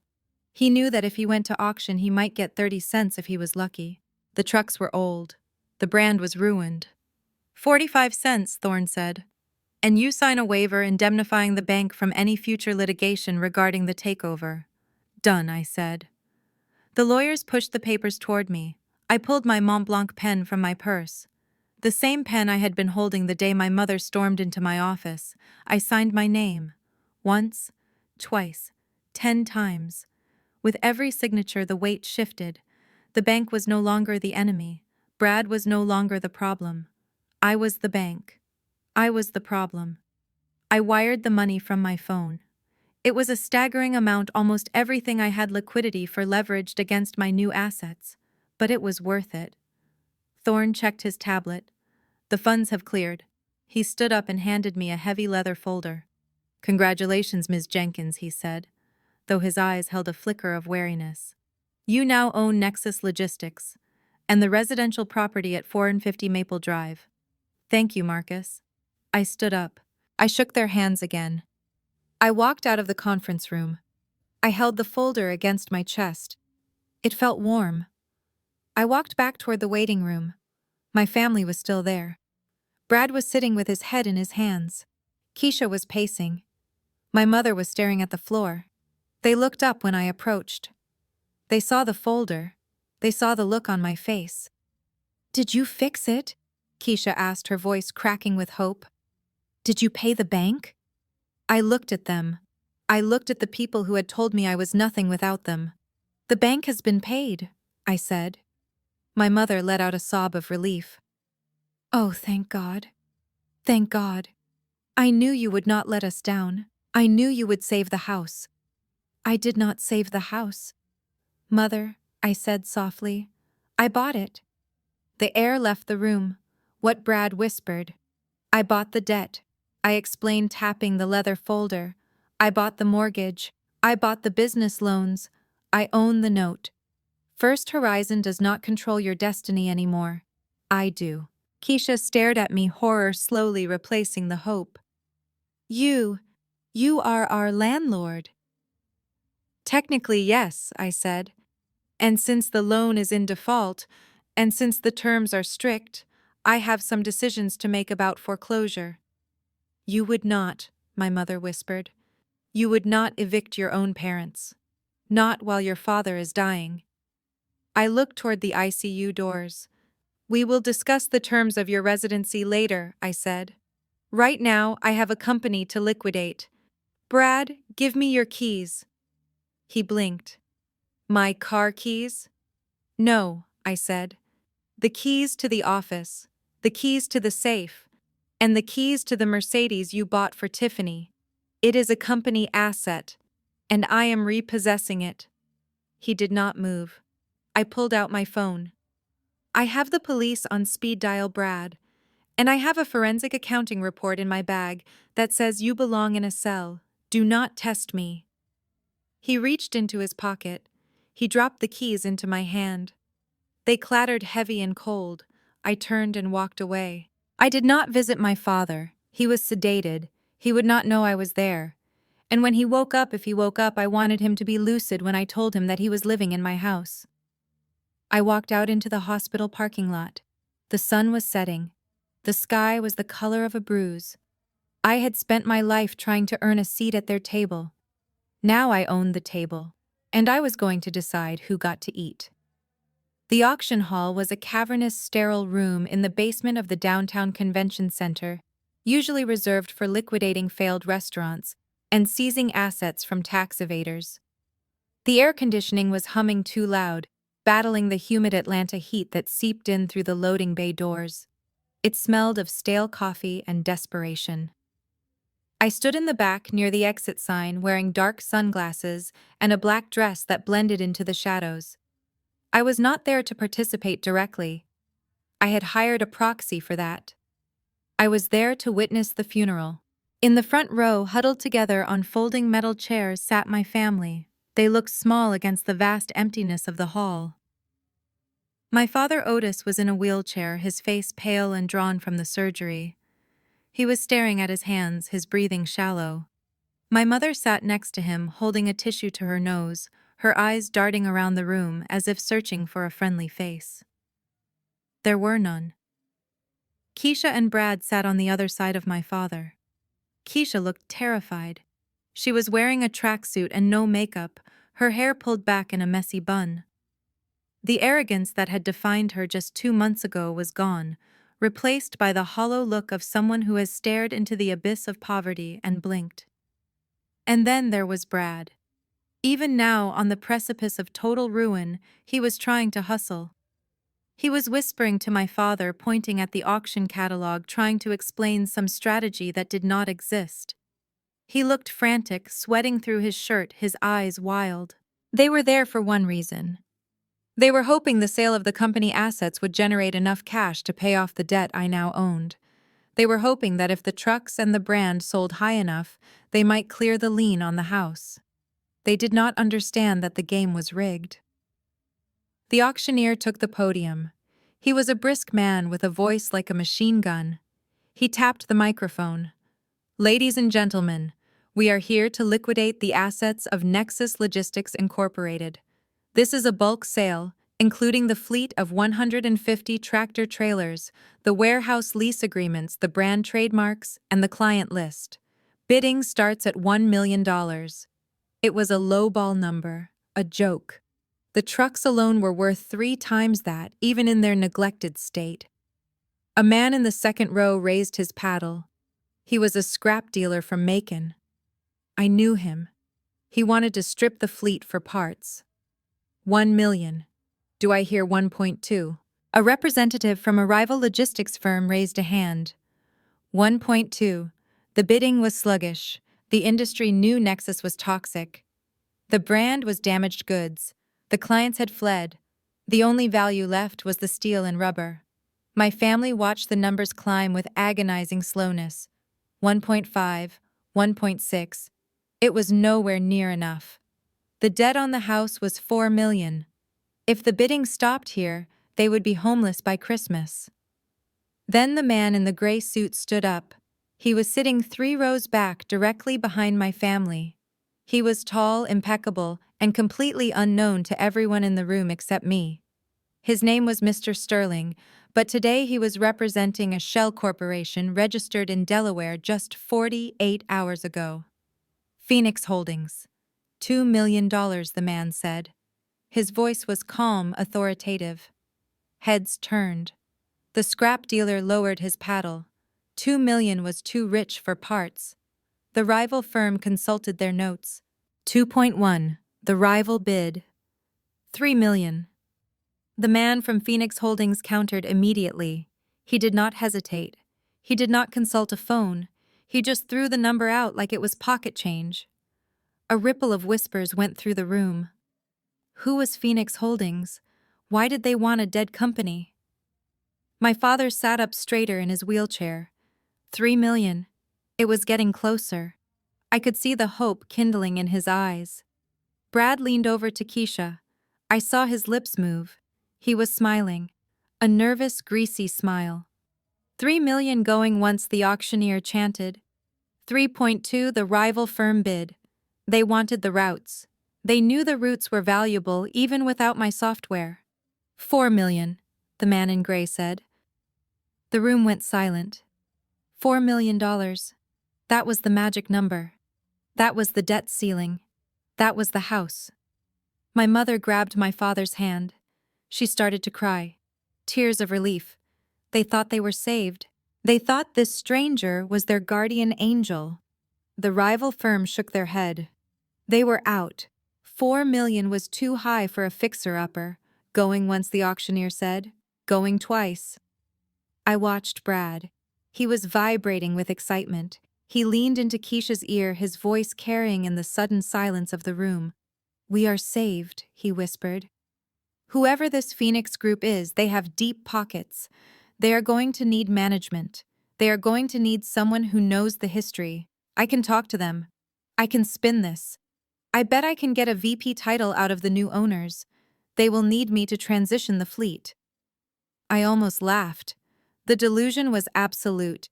Even as the guillotine blade was falling, he was trying to figure out how to sell tickets to the execution. Sold, the auctioneer slammed his gavel down. To Phoenix Holdings for $4 million. The sound of the gavel was like a gunshot. It was over. Nexus Logistics was gone. My parents' legacy was gone. My family stood up. They were hugging. My mother was sobbing into my father's shoulder. Brad was pumping his fist like he had just scored a touchdown. They were celebrating the sale of their livelihood because it meant they got to keep a roof over their heads for another month. They did not know that the $4 million would go directly from the auction house to the creditor. And the creditor was me. I watched the man in gray walk to the podium to sign the papers. He moved with precision. He handed over a cashier's check. Brad straightened his tie. He smoothed his hair. He walked toward the man in gray, his hand extended, ready to make his pitch, ready to charm his way into the new regime. "Excuse me, sir," Brad said, putting on his best salesman smile.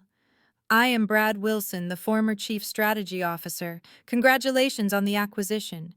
You got a great deal. I would love to buy you a coffee and discuss the transition.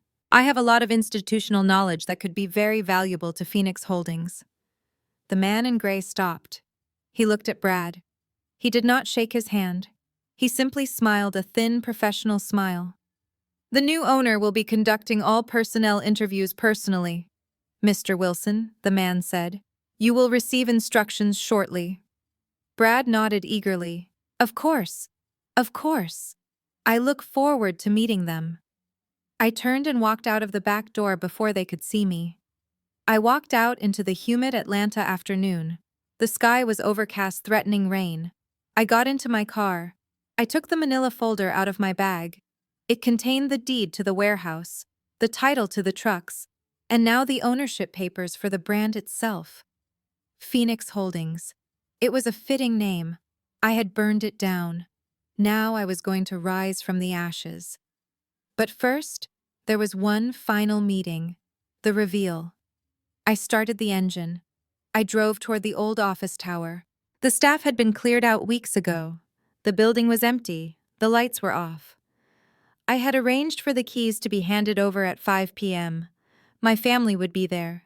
They would be expecting a stranger. They would be expecting a savior. They were going to get me. I pulled onto the highway. The traffic was light. I checked my reflection in the rearview mirror. I did not look like a daughter anymore. I did not look like a sister.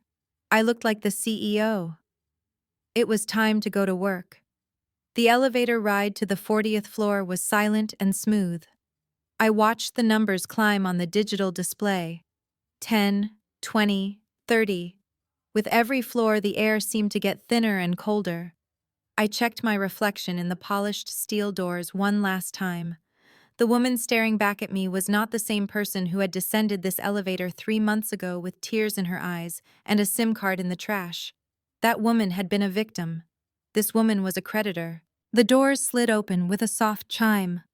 The lobby of Nexus Logistics was dark. The receptionist's desk was empty and covered in a layer of dust. The plants were dead brown husks drooping in their expensive pots. It smelled of abandonment. It smelled of failure. I walked past the empty cubicles. I walked past the darkened server room where the brain still slept in its encrypted coma. I walked toward the double doors of the main conference room. I could hear them inside. It was a nervous murmuring. the sound of people trying to reassure themselves when they knew the executioner was sharpening the blade. I paused with my hand on the handle. I took a deep breath. I was not nervous. I was precise. I pushed the doors open. The scene inside was a grotesque mirror image of the day they stole my company. The setting was the same. The view of the Atlanta skyline was the same. The mahogany table was the same. But the people were ruins. My father Otis was sitting in a wheelchair at the far end of the table. He looked small. His suit jacket hung loosely on his shoulders, and his skin had a gray, waxy pallor. He was staring at his hands, which were trembling slightly in his lap. My mother Patricia sat next to him.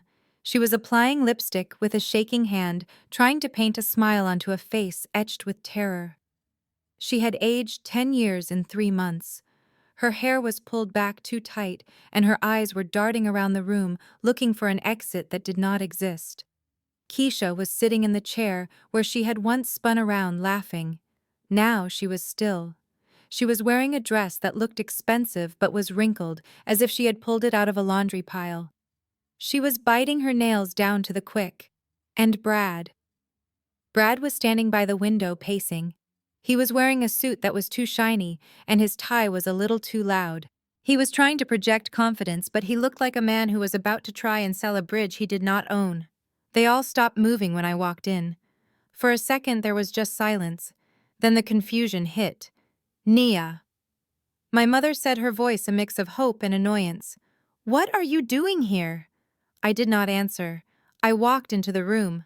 My heels clicked on the hardwood floor, a sharp, rhythmic sound that echoed in the emptiness. I walked past my mother. I walked past Keisha. I walked past the wheelchair where my father sat watching me with wide, watery eyes. I walked to the head of the table. Brad stepped forward, his face flushing. "Nia, you cannot be here. This is a private meeting. The new owner is coming any minute." I ignored him. I placed my leather bag on the table. I placed the manila folder from the auction next to it. I placed my phone face down. Brad moved to intercept me. "Nia, I am serious. We are meeting with Phoenix Holdings. This is a high-level transition meeting. Security is going to escort you out if you do not leave. We cannot have you ruining this. We need this deal." I looked at him. I looked at the sweat beading on his upper lip. I looked at the desperation in his eyes. He still thought he was in charge. He still thought he had a card to play. "Sit down, Brad," I said. My voice was not loud. It was not shouting. It was the voice of someone who gives orders to people who obey them. Brad blinked. He looked at the door, then back at me. "You do not tell me what to do. I am the Chief Strategy Officer, and you are trespassing." I pulled the chair out. The CEO chair. The chair they had forced me out of. The chair Brad had put his feet on. I sat down. I leaned back. I rested my hands on the arms of the chair. I looked down the long table at my family. "Brad," I said, my voice dropping an octave. "I told you to sit down." Keisha stood up. "Nia, please, do not do this. Do not make a scene. The new owner paid $4 million. If they walk in here and see us fighting, they might rescind the offer. We need that money. Dad needs that money." I looked at Keisha. She was pleading. She was begging me to save them by leaving. "The new owner is not going to rescind the offer," I said.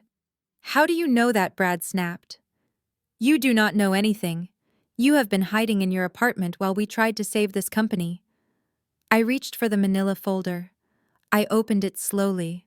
I took out the deed. I took out the bill of sale. I took out the incorporation papers for a Delaware LLC formed 72 hours ago. I turned the papers around and slid them across the polished wood toward Brad. "Read the bottom line," I said. Brad looked at the papers. He looked at me. He looked confused. He picked up the top sheet. His eyes scanned the legal jargon. He read the name of the purchasing entity, Phoenix Holdings. Then his eyes moved to the signature block. He stopped. His mouth opened, but no sound came out. He dropped the paper as if it were burning his fingers. It fluttered to the table. Otis leaned forward in his wheelchair, straining to see. "What is it, Brad? What does it say?" Brad backed away from the table. He shook his head. "No. No, that is not possible." "What is not possible?" my mother asked, her voice rising in panic. Brad looked at me. His face was white. He looked like he had seen a ghost. "Phoenix Holdings," he whispered. "It is me," I said. The silence that followed was not empty. It was heavy. It was a physical weight that pressed down on the room, sucking the oxygen out of the air. Keisha stared at me. Her mouth hung open. My mother froze with her lipstick halfway to her mouth. My father made a low gurgling sound in his throat.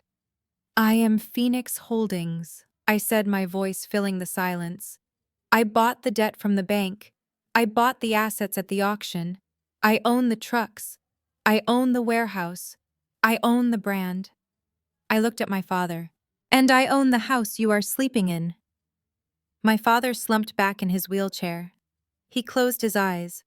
A single tear leaked out and rolled down his gray cheek. "You," Brad stammered. You have $4 million. "I have $7.2 million, I corrected him.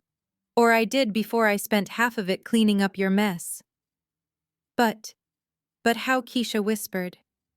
You are just Nia." "I am the founder," I said. "I am the one who built this table, and I am the one who decides who sits at it." My mother started to cry. It was a soft, mewling sound. She put her face in her hands. "You tricked us," Brad shouted, suddenly finding his voice. "You set us up. You let us fail so you could buy it back cheap. This is fraud. This is entrapment." "It is business, Brad," I said coldly. "You wanted to play with the big boys. This is how the game is played. You bet the farm on a pair of twos." I had a royal flush. I stood up. I walked over to the window. I looked out at the city. It looked different from this side of the glass. It looked like mine. "Turn around," I said. They looked at each other. They did not move. "Turn around and look at the screen," I commanded. I pointed to the large presentation monitor on the wall, the one Brad had used to try and fire me. I picked up the remote from the table. "You wanted a transition meeting?" I said. "You wanted to know what your roles would be in the new company. You wanted to know if you could keep your jobs." I pressed the power button. The screen hummed to life. "I have prepared a presentation," I said. "It is titled The Future of Nexus Logistics." I clicked the remote. The first slide appeared. It was not a graph. It was not a strategy map. It was a bank statement. Specifically, it was a bank statement from an offshore account in the Cayman Islands. The account holder's name was highlighted in yellow. Bradley Thomas Wilson. I heard a sharp intake of breath from Keisha. I clicked the remote again. The next slide appeared. It was a series of photographs.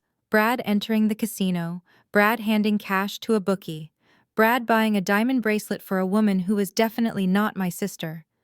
I turned back to face them.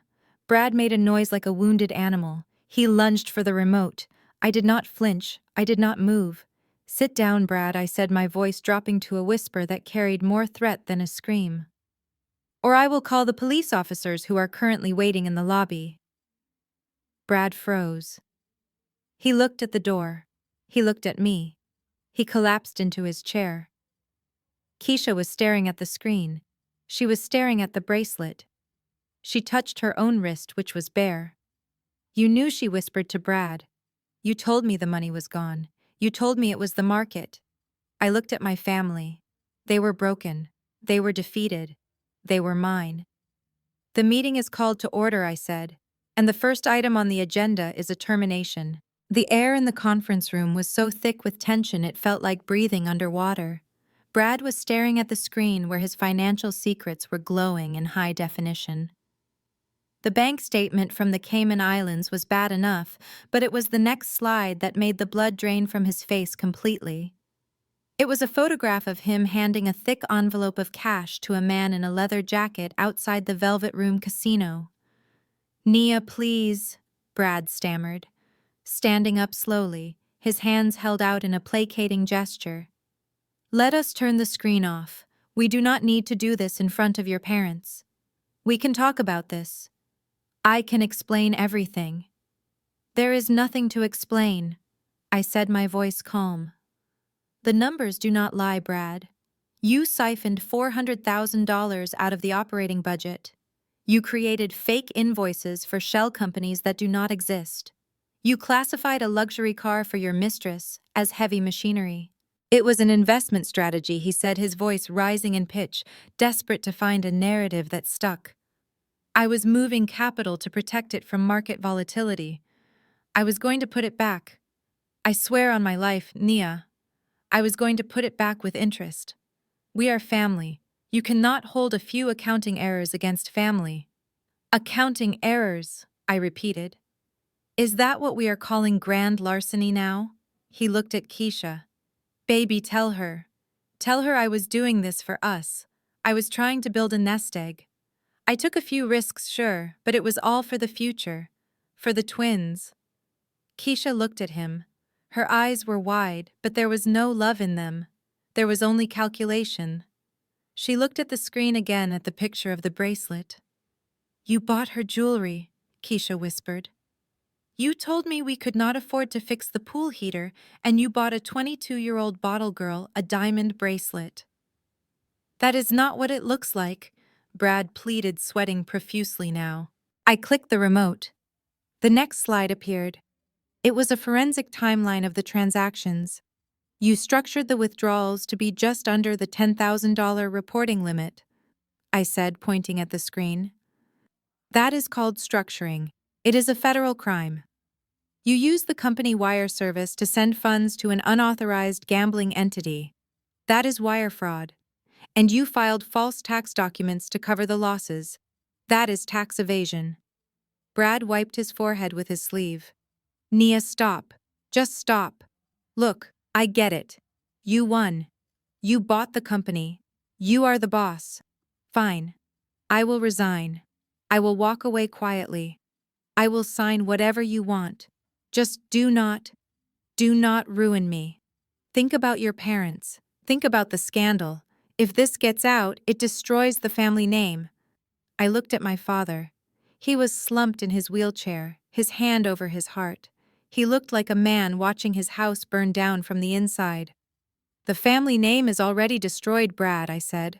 You destroyed it when you let the truck stop running. You destroyed it when you stole from the pension fund. I did not touch the pension fund, he screamed. I clicked the remote again. A new spreadsheet appeared. Driver pension allocation 0 balance. The room gasped. My mother let out a small, horrified sound. You stole from the drivers, I said. You stole from the people who built this company. You took their retirement money and you put it on black. Brad fell back into his chair. He looked defeated. He looked small.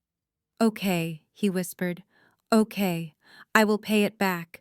I have contacts. I can get a loan. Just give me time. Do not go to the authorities.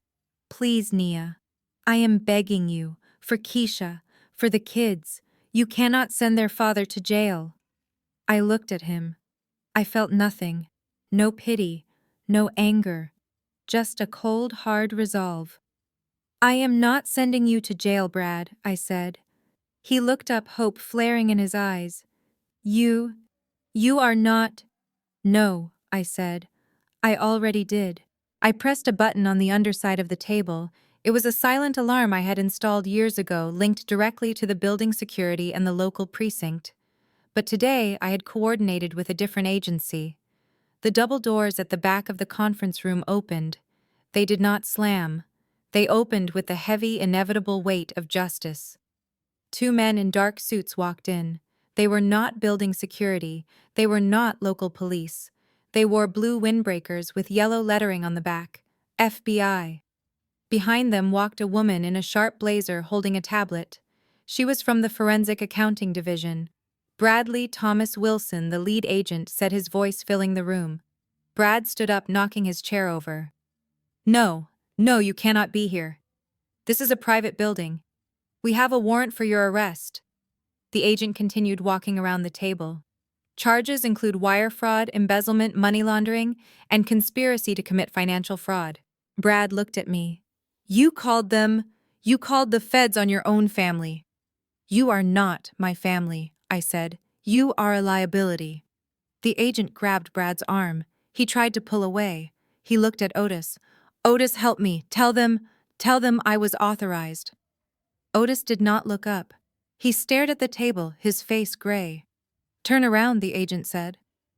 Brad struggled for a second, but the second agent moved in. They spun him around. The sound of the handcuffs ratcheting shut was loud in the silent room. Click, click, click. It was the sound of my vindication. They marched him toward the door. Brad was crying now. Ugly, heaving sobs. He looked back at Keisha. Keisha, call a lawyer. Call the firm. Get me out. Keisha did not move. She sat frozen in her chair, staring at the empty doorway where her husband had just been dragged out. The agents left. The room was quiet again, save for the hum of the projector fan. I turned off the screen. The evidence vanished, leaving only a black void. I looked at my sister. Keisha was shaking. Her hands were gripping the edge of the table so hard her knuckles were white. I expected her to ask about bail. I expected her to ask about the kids. I expected her to show some shred of concern for the man she had married. Instead, she let out a scream. It was a high, piercing sound of pure rage. She stood up and swept her arm across the table, knocking the water pitcher and glasses onto the floor. They shattered. You idiot, she screamed at the empty doorway. You stupid, incompetent idiot. She turned to me. Her eyes were wild.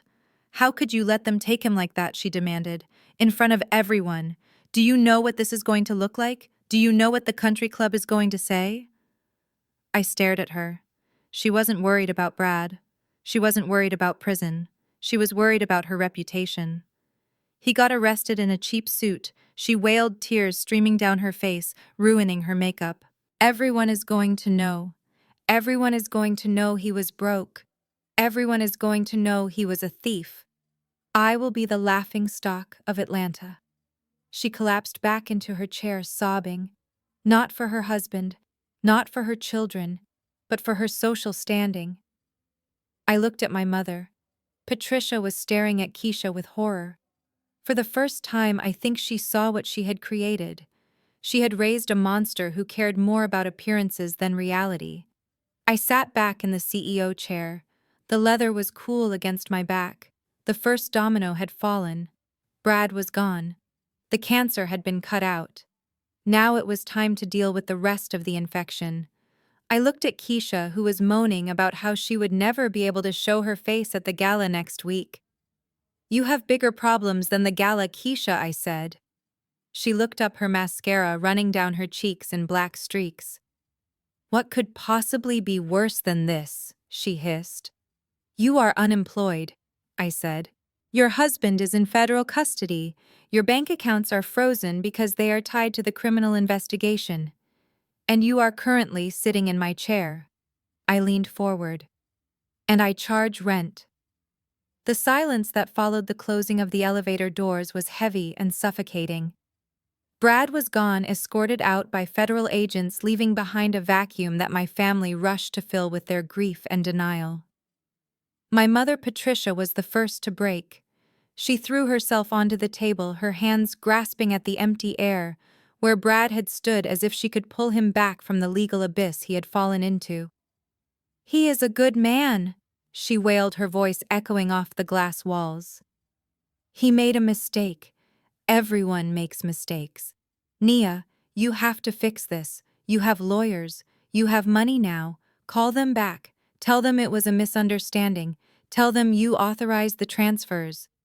I looked at her, marveling at the depth of her delusion. She was asking me to commit perjury, to implicate myself in federal crimes, just to save the man who had stolen her retirement. I will do no such thing, I said, my voice cutting through her sobs like a scalpel. Brad is where he belongs, and if you continue to defend him, the investigators might start wondering if you were a beneficiary of his fraud. Patricia gasped, recoiling as if I had slapped her. She looked at Otis seeking support, but my father was staring at the table, a broken man who finally realized he had bet his legacy on a con artist. Keisha was still crying, but the sound had changed. It was no longer the angry, entitled screeching of a woman who felt wronged. It was the terrified whimper of a child who realized the lights had gone out. She looked up at me. Her makeup ruined her eyes wide with fear. "What about me?" she whispered. "They froze the accounts. My cards, my checking account, even the joint savings. I tried to buy coffee this morning and it was declined. How am I supposed to feed the twins? How am I supposed to pay the nanny?" "There is no nanny," I said. "I fired her this morning. You cannot afford a nanny, Keisha. You are unemployed, your husband is indigent, and you are technically homeless." She stared at me. Her mouth worked, but no sound came out.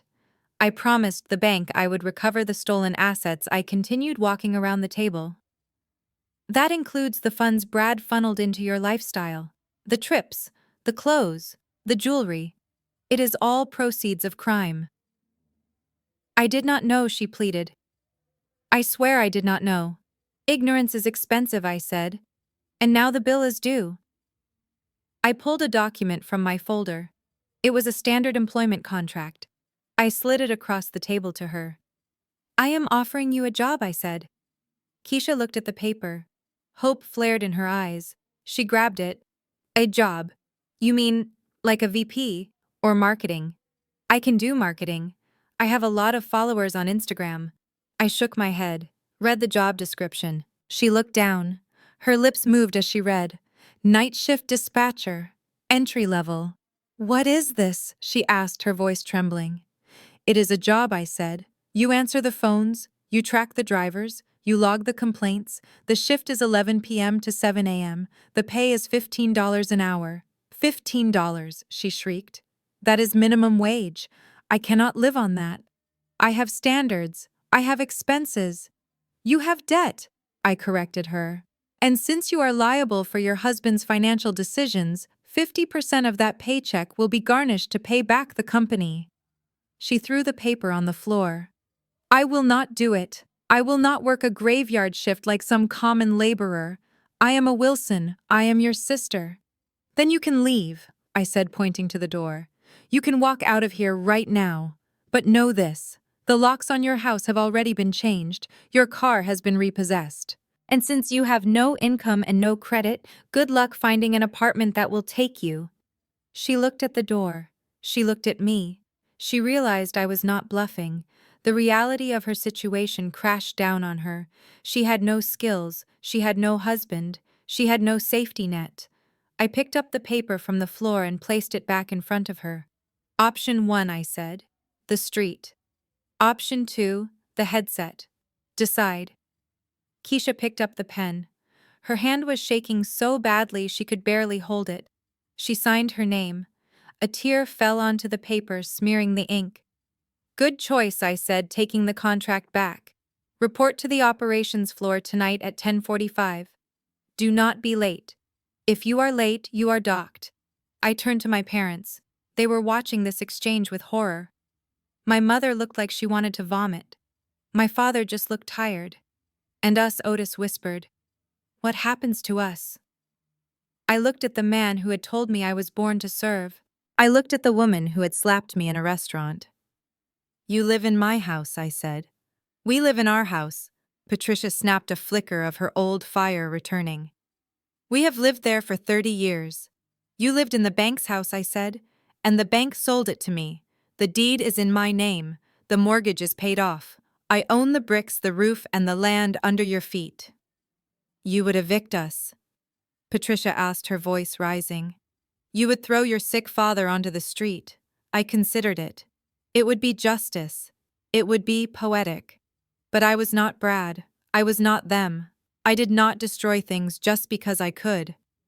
"No," I said. "You can stay." Relief washed over them. My mother closed her eyes. "Thank you, Jesus. Thank you." But I added, and her eyes snapped open. "There are conditions." "Conditions?" Otis asked.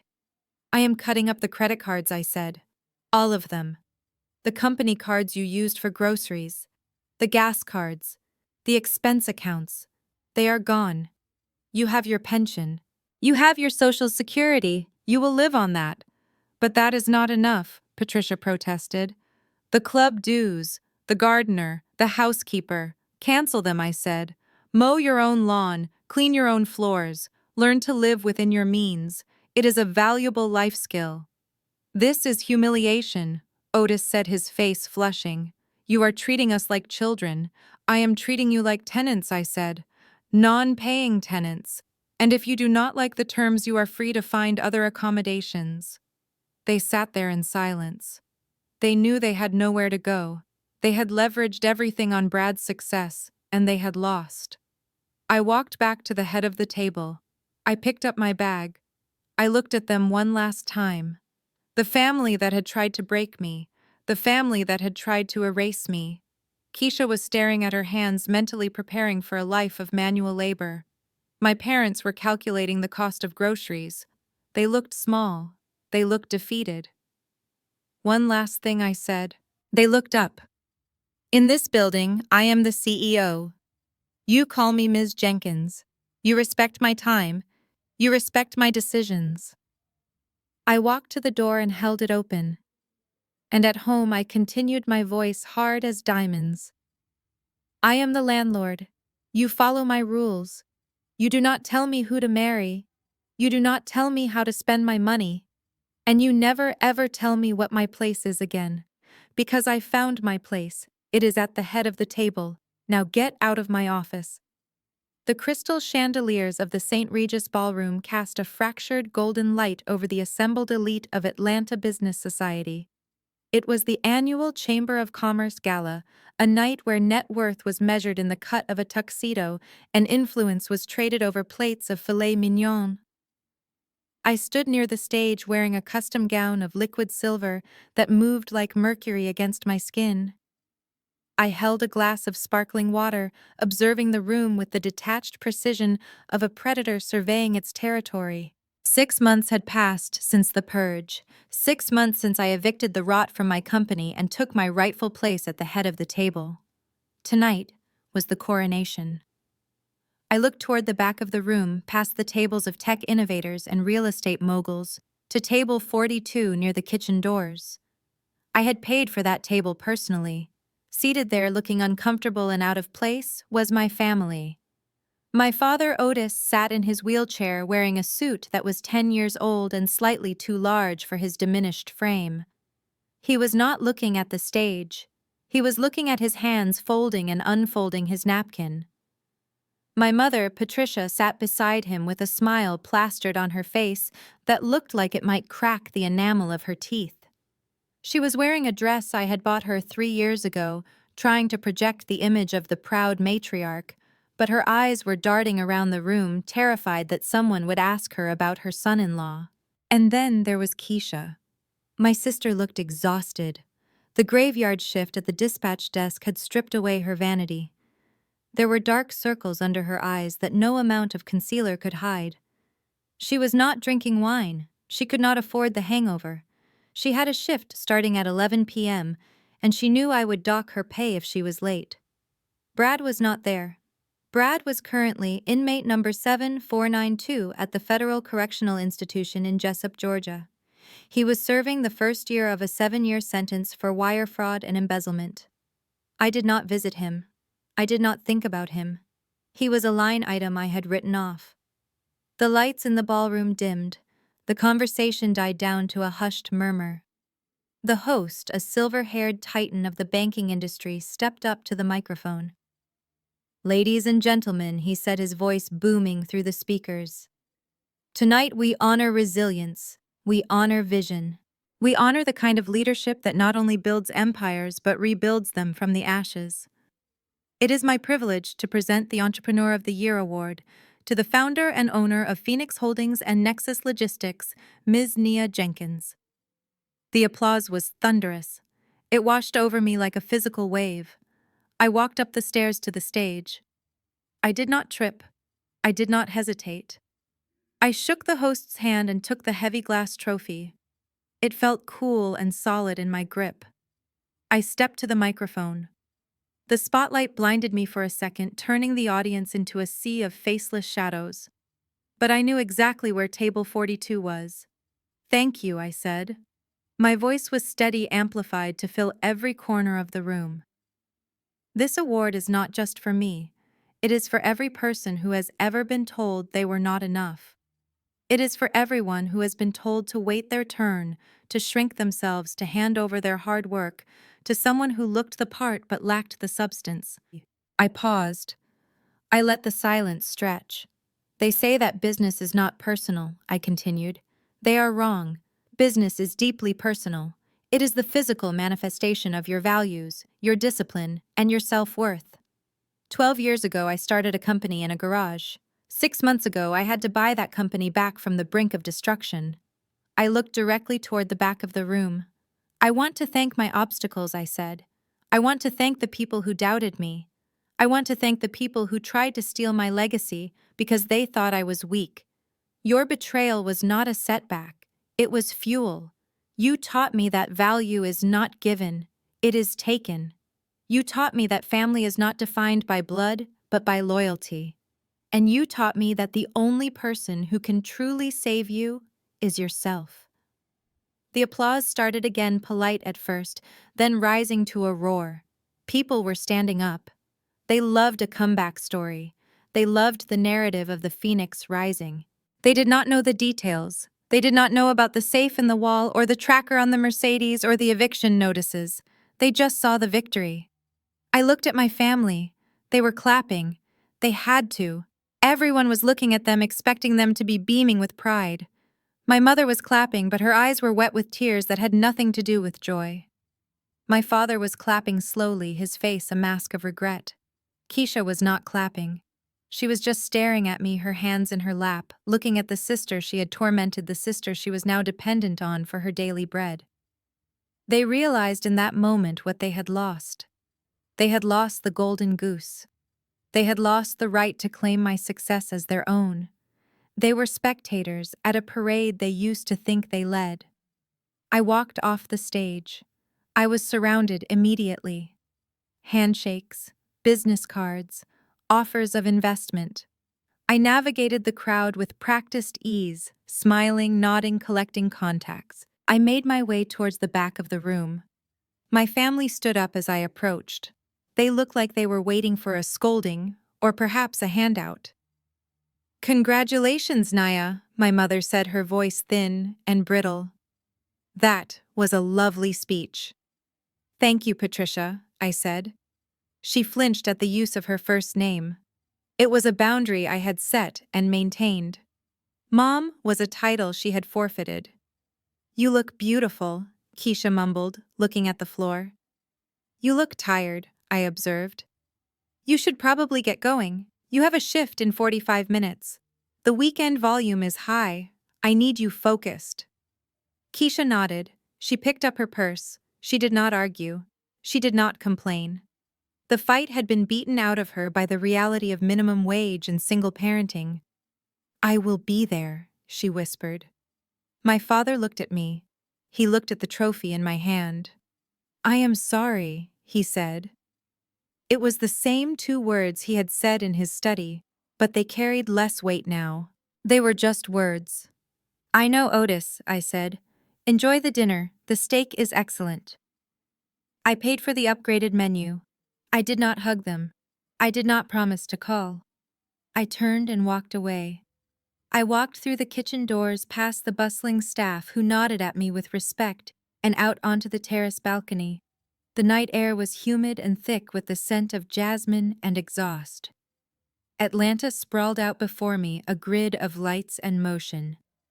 I walked to the railing and set the trophy down on the stone ledge. I took a sip of the wine I had grabbed from a passing tray.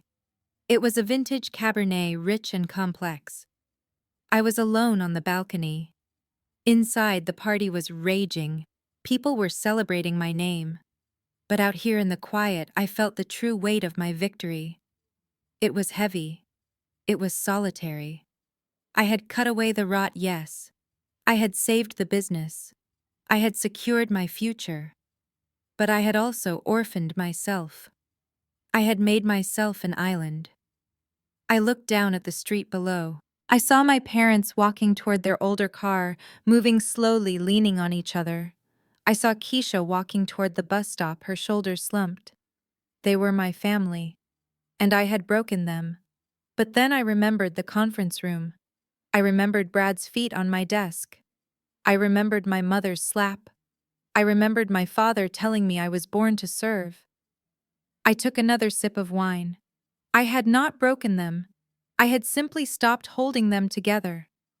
I had stopped being the glue that kept their delusions intact. I had allowed gravity to take its course. I turned my back on the street. I looked up at the sky. I was alone. But I was not lonely. I was free. I picked up the trophy. I picked up my wine. I walked back into the light, back into the room where I was the queen, back into the world I had built with my own 2 hands. The future was wide open. And for the first time in my life, I did not owe anyone a single thing. Nia's journey teaches us that true power comes from within, not from the validation of others, even family.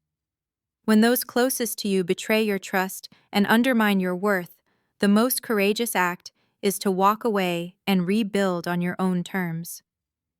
We learn that family is defined by mutual respect and loyalty, not just blood. Sometimes you must let the old structures burn down to clear the rot before you can rise from the ashes. Your value is non-negotiable, and you should never shrink yourself to fit into someone else's limited vision of who you should be. CTA.